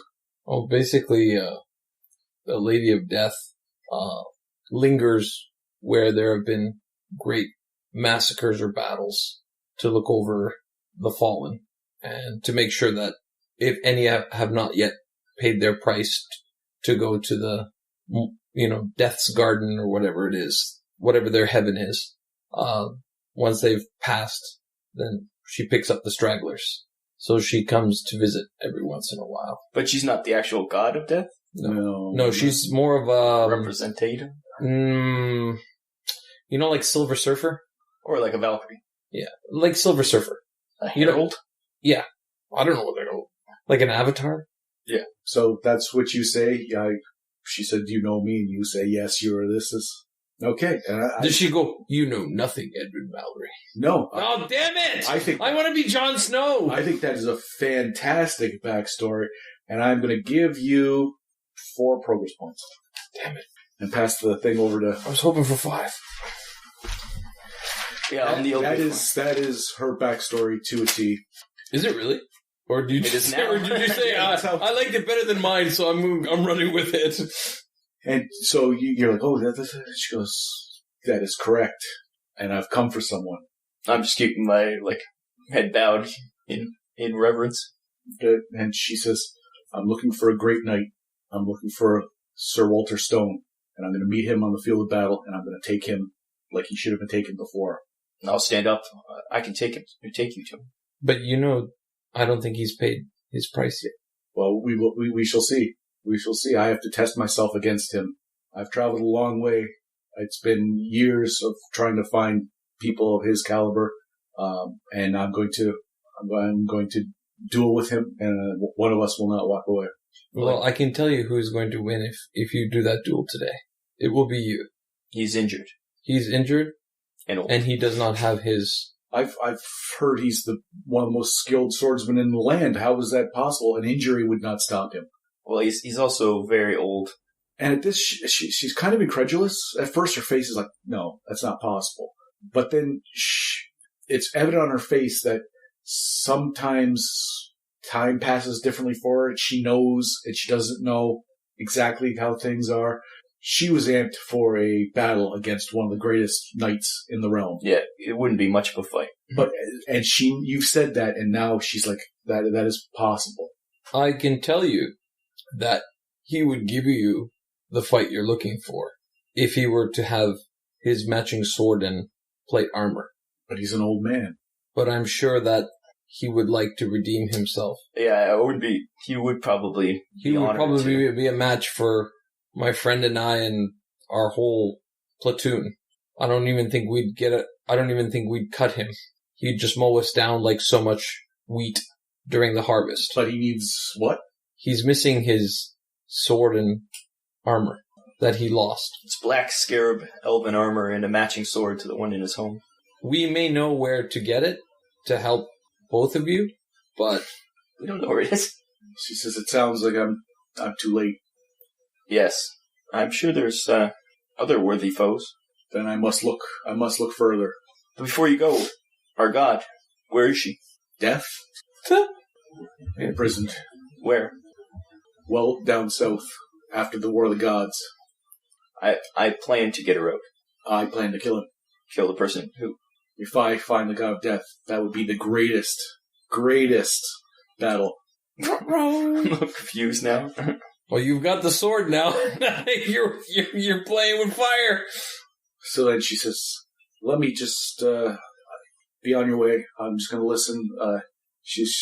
You can hear that, the cockerel's cry. And then she's wistfully again looking at the thing, and then she turns around and she's got before you go, if we were to go in there, what would we find? The Cannibal King. That's probably not good. Probably not good. And then she twirls and her cloak kind of bellows, and she takes a couple forward, and there's this green light. It kind of envelops her and then passes on. And then just as she's leaving, she just says, don't be afraid. Don't be afraid. Let yourself go. Will we ever see you again? She's gone. Well, if you see her again, it'll probably be not good. That's what I was curious. You were going to sell an old man out. Well, I thought she was working. Yeah, I've changed my tune. I'll show you where he lives. I thought she was working for Death, but it seems like she's against him. Yes, no. It's kind of like a hierarchy thing. Who knows? We thought Vader worked for Palpatine. Apparently not. Alright, let's get back to... She's clearly immortal. She's lived 200 years.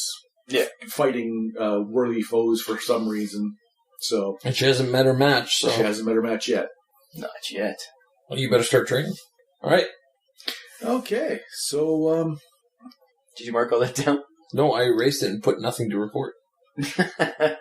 Because... Who's gonna believe? I'm not fucking trying to explain. Oh yeah, we met the Lady of Death.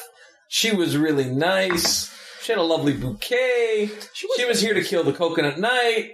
My partner in crime sold him out. I said, wait, he's old. She left to go kill other people. Yeah, that is a nice synopsis of what just happened there. Nothing to report. Nothing to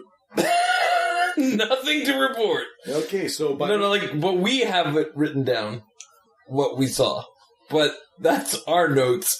Okay. I'm not going to try and explain. We won't speak of this with... No. Well, what is he going to say? Oh, go into the Cannibal Lord. No. Fuck that. Look at me. We're not allowed to go into the city. It might kill us. Right. But I want to get back. And she never told us to do anything. She just said, don't be afraid. You want me to write that in our report? No. I'm discussing this with you. I'm asking you, what do you want in the report? I think nothing to report is perfect. Excellent. We saw nothing. I know nothing. I saw nothing. Okay. So by early afternoon, you've reached the westernmost portion of the ruins. Bushes dot the area, and they're filled with ripe berries. It's both, they're starting to come ripe. Eat the berries. The disheveled remains of a cobblestone road lead east into the ruins. Here, two buildings, reduced to wreckage by time, stand opposed to each other. So there's just two buildings that are kind of close. These are the closest you get, these two particular buildings. Other than a breeze moving through the waist-high grass out in the distance, there's a brief glimpse of some wildlife, but there's nothing stirs in the ruins. What kind of buildings are these? What kind of buildings are they? No, I'm just like... They are pretty undescript. They're close, but they're the cobblestone road goes past two buildings that are kind of near each other. They're technically not in the ruins. They are most certainly in the ruins, but they're the closest to... They are... The other ones, like the big cathedral... Yeah, I'm not talking about the big... These ones are closest. This is within maybe So, like, if I walk start away. walking to the buildings, I'm still kind of technically on the path. No, you wouldn't be at all. But technically, in my mind. If you there is the cobblestone road here is apparently in much better shape, and you would be able to go off the path and start taking this old cobblestone road into the city. Like, how close are the things from where we are? About a block away, the buildings, like say. Well, it's not that far. It's not. You that can check far. what's in there. It'd be a couple minutes. I'm like a little oblivious right now. I'm a little confused and not really have my mind on the mission. So perfect. He's malleable. Quick, I'll use my wit and charm. Yeah, I'm like just like kind of out of it. Okay, so you're gonna start heading towards those buildings. I'm not going into the proper buildings. I'm just going to the outskirt ones. I won't even I'll just follow him. Like I don't even pay attention to what we're doing. That's wrong. I'm just gonna follow him because Because you know it's right. No, because I'm not even paying attention that we're going into the rooms. I'm writing this in the report that you were oblivious. That's fine because you just did something really illegal. I'll just say, I don't know why Gray just went off the path and went into buildings. Started running around with his pants around his fucking ankles. Screaming, Lady of Death was here! Lady of Death was here! Okay, so you start taking the cobblestone path. The buildings are facing each other. The one to your left or the one to your right, you can approach. Which one? They're a bit set off the path. So if you Which one would you like to check out? I ignore him. I guess left it is. The left it is. Okay. So the skeletal wood structure in front of you was once stables. The remains of the stable's roof is held up by thick rotted timbers. So someone had built this thing with these big, thick timbers, but now they're so rotted, 200 years old, that it's just dry. It's just barely holding what was probably a... I'm not going in.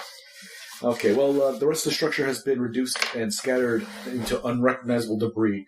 The outline of a stone-walled paddock to the rear can be seen. So basically, it's a couple pillars, it's a couple timbers, a roof barely hanging on, and in the back you can see a stone wall just above the tall grass that was probably where they would release animals to graze. I'll go to the right building.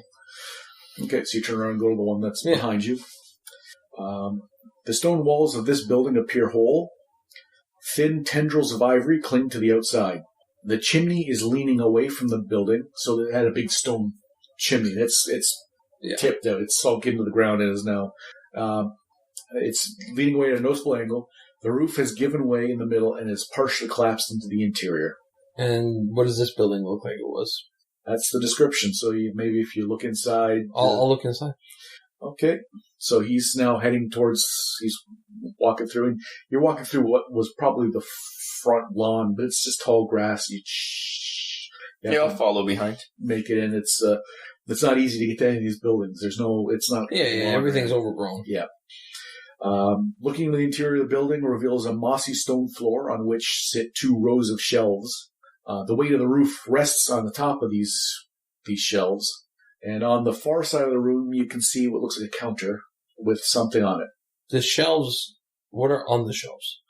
Okay, so you have to crouch because everything's kind of. I'm going to take off my pack. And I'm going to lighten my load as much as possible. Okay, so he starts taking off his pack, and I'll just stand in the doorway. Okay, so you're going to kind of peek in and look what's on the shelves.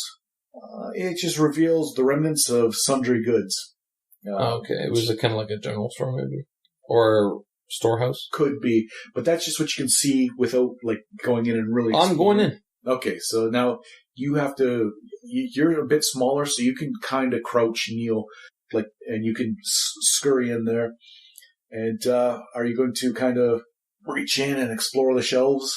I'm going to go in, but I'm not going to reach and explore the shelves. I want to see what I look at before I try and grab anything. Okay, it's kind of dark, but you can see there's scraps of cloth and some bits of just nonsense. Just kind of, it was probably a general store of some sort. Is there any place that I can go to stand up, or do I have to be on crawling the whole time? As far as you can tell, maybe at the far end where the counter is the roof's less. Head that way. Okay.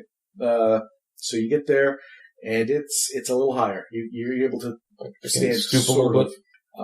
The counter is a simple wooden design, and it is empty except for a moldy brown sack that's sitting on top. The remnants of what was probably might have been nice at one point, but it's something now edible, but is no longer edible. It's just scraps of cloth that rotted well beyond it. You would never really use it for anything. In fact, if you picked it up, it would probably just... Yeah, I'm not touching it. Okay. Going around the desk. Okay. Yeah. Are there any drawers? As you move around the desk, the floor, you're moving around. The counter starts to tip away. It just tips against the back wall, and the roof kind of... All right, I'm out. I'm out. Okay. I'm out of Dodge.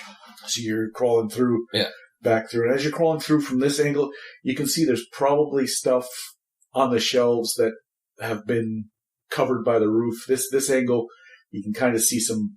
If you were to really explore, there's other stuff that you might, but the roof has... Yeah, at this point, greed is not important at this moment. Okay. I don't want Lady Death coming for me. So you...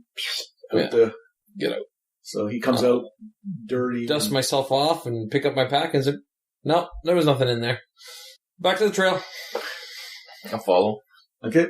So, the next buildings within the ruins are very far in. Yeah, we're not going over there. And you can see what must be the Hall of the Cannibal King. But there's two buildings there that are pretty big and pretty prominent. So one has got to be it. And you're pretty close. So the next couple buildings are quite a ways. Okay. So head back to camp? We'll keep following the paths around the circle. So you go back to the... okay.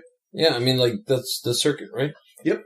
So you leave the ruins, and the sun is low in the sky now, and as you follow the trail out from around the ruins, you pass through the open grasslands. A small flock of birds passes over, heading southeast. They are too far away to determine anything other than they're large. So it's a small flock, but they're large birds. A while ago, you passed a single building in the distance, which this one's close too, but it looks like it's a bit more difficult to get to. There's no cobblestone path to get to it, so you're passing a small building. And it's close enough. If you wanted to get to it, you could, but you can now see it. The birds were inside the ruins or outside the ruins? They were just in the grass in the ruins. Oh, they were flying overhead. There was some other stuff. They flew out of it. Yeah. You passed open grasslands and a small flock of birds flew over. So. Flew over. I thought they flew out of it. Okay. So, there's this one building, and you can see where, that's where we're going to end up. And, by the time we get there, it'll probably be it'll start to get to evening. So there's just this one building. Let's check it out? Nope. All right. I'll take off my pack. Okay. He starts taking his pack off. I'll hand it to him. I'll be right back. Do you accept the pack, or are you just going to let it... No, I'll grab it. Okay. I'll check it out. Okay. What, really? You would notice if I had the blight? That's true. You're like, yeah, you could have leprosy for all I know. I assume you do. Well, we know Dave does. He lost fingers. See, if he had a longsword, you would have chopped his whole hand off. Okay, the lone building. So I want a longsword. Making your way to the building in the tall grass is difficult. Hidden foundations act as pit traps dotting the area. So as you're walking through the tall grass, all of a sudden you're like, whoa, and you notice you're at the edge of, an open space with the field stones. And a house obviously was there before, but now it's just... I'm going to be very cautious. What would have been the cellar is now just like, right out in front of you. And it happens a few times. There's... you reach the building and you can see that the wooden frame barely holds up a mostly intact roof. The whole structure, you can hear it creaking in the wind. It's not swaying, but you can hear it's creaking. And large parts of the wooden walls hang at odd angles from the foundation. So the walls have fallen out a bit. So you've approached this. So the part where the walls have fallen out? Yes. Can I look in through there? As opposed to the doorway? Because I feel like if I open the doorway, that might signal the collapse of the building. So if I can get in there without, touching anything, I will try to do that. You can look in. Yeah.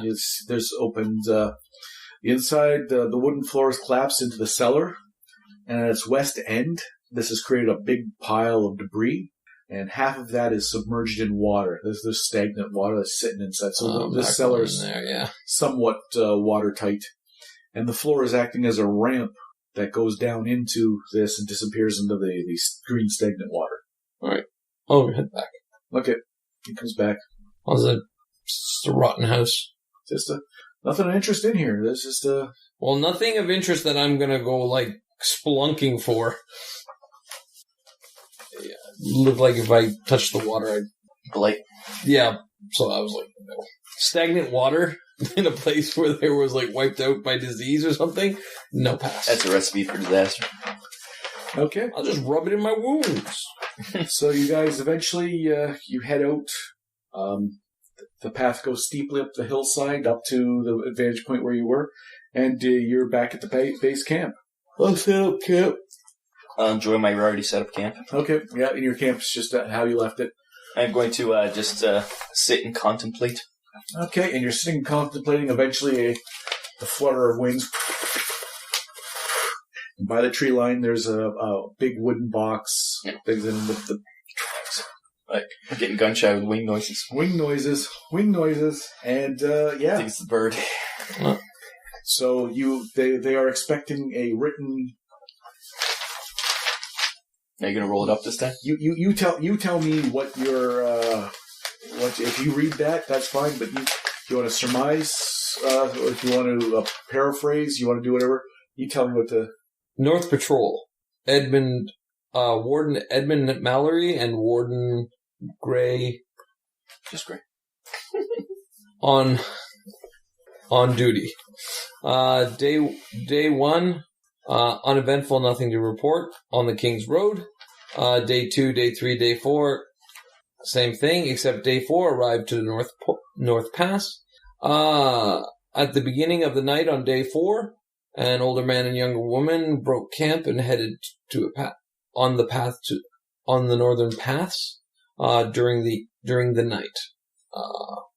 Day 5, broke camp on the northern path. We spotted the 2 people that had left camp. Mid-afternoon, we came upon a old man who was hobbled and an overburdened younger girl. We later found out that was father and daughter. They were Walter and Muriel Stone. So the famous Walter Stone also known as the Coconut Knight. He had twisted his ankle on the path, and we helped him and his daughter proceed to their homestead. He proclaimed his innocence of any wrongdoing of desertion. Other than that, they provided us with some rations for our help. Okay, this is otherwise nothing to report. On day 6, we arrived to the ruins. We met up with second-year recruits Max, Albert, Ralph, and Ray. We shared camp together. They had said they had not seen anything, and we had not seen anything up until then, so nothing to report. Day 7, we started our patrol of the ruins. Nothing to report. Okay, so you put that in the owl's got a little thing. Now we gotta wait. There you go. Well, there you have it. A fun time was had by all. Join us next time for The End of Ages.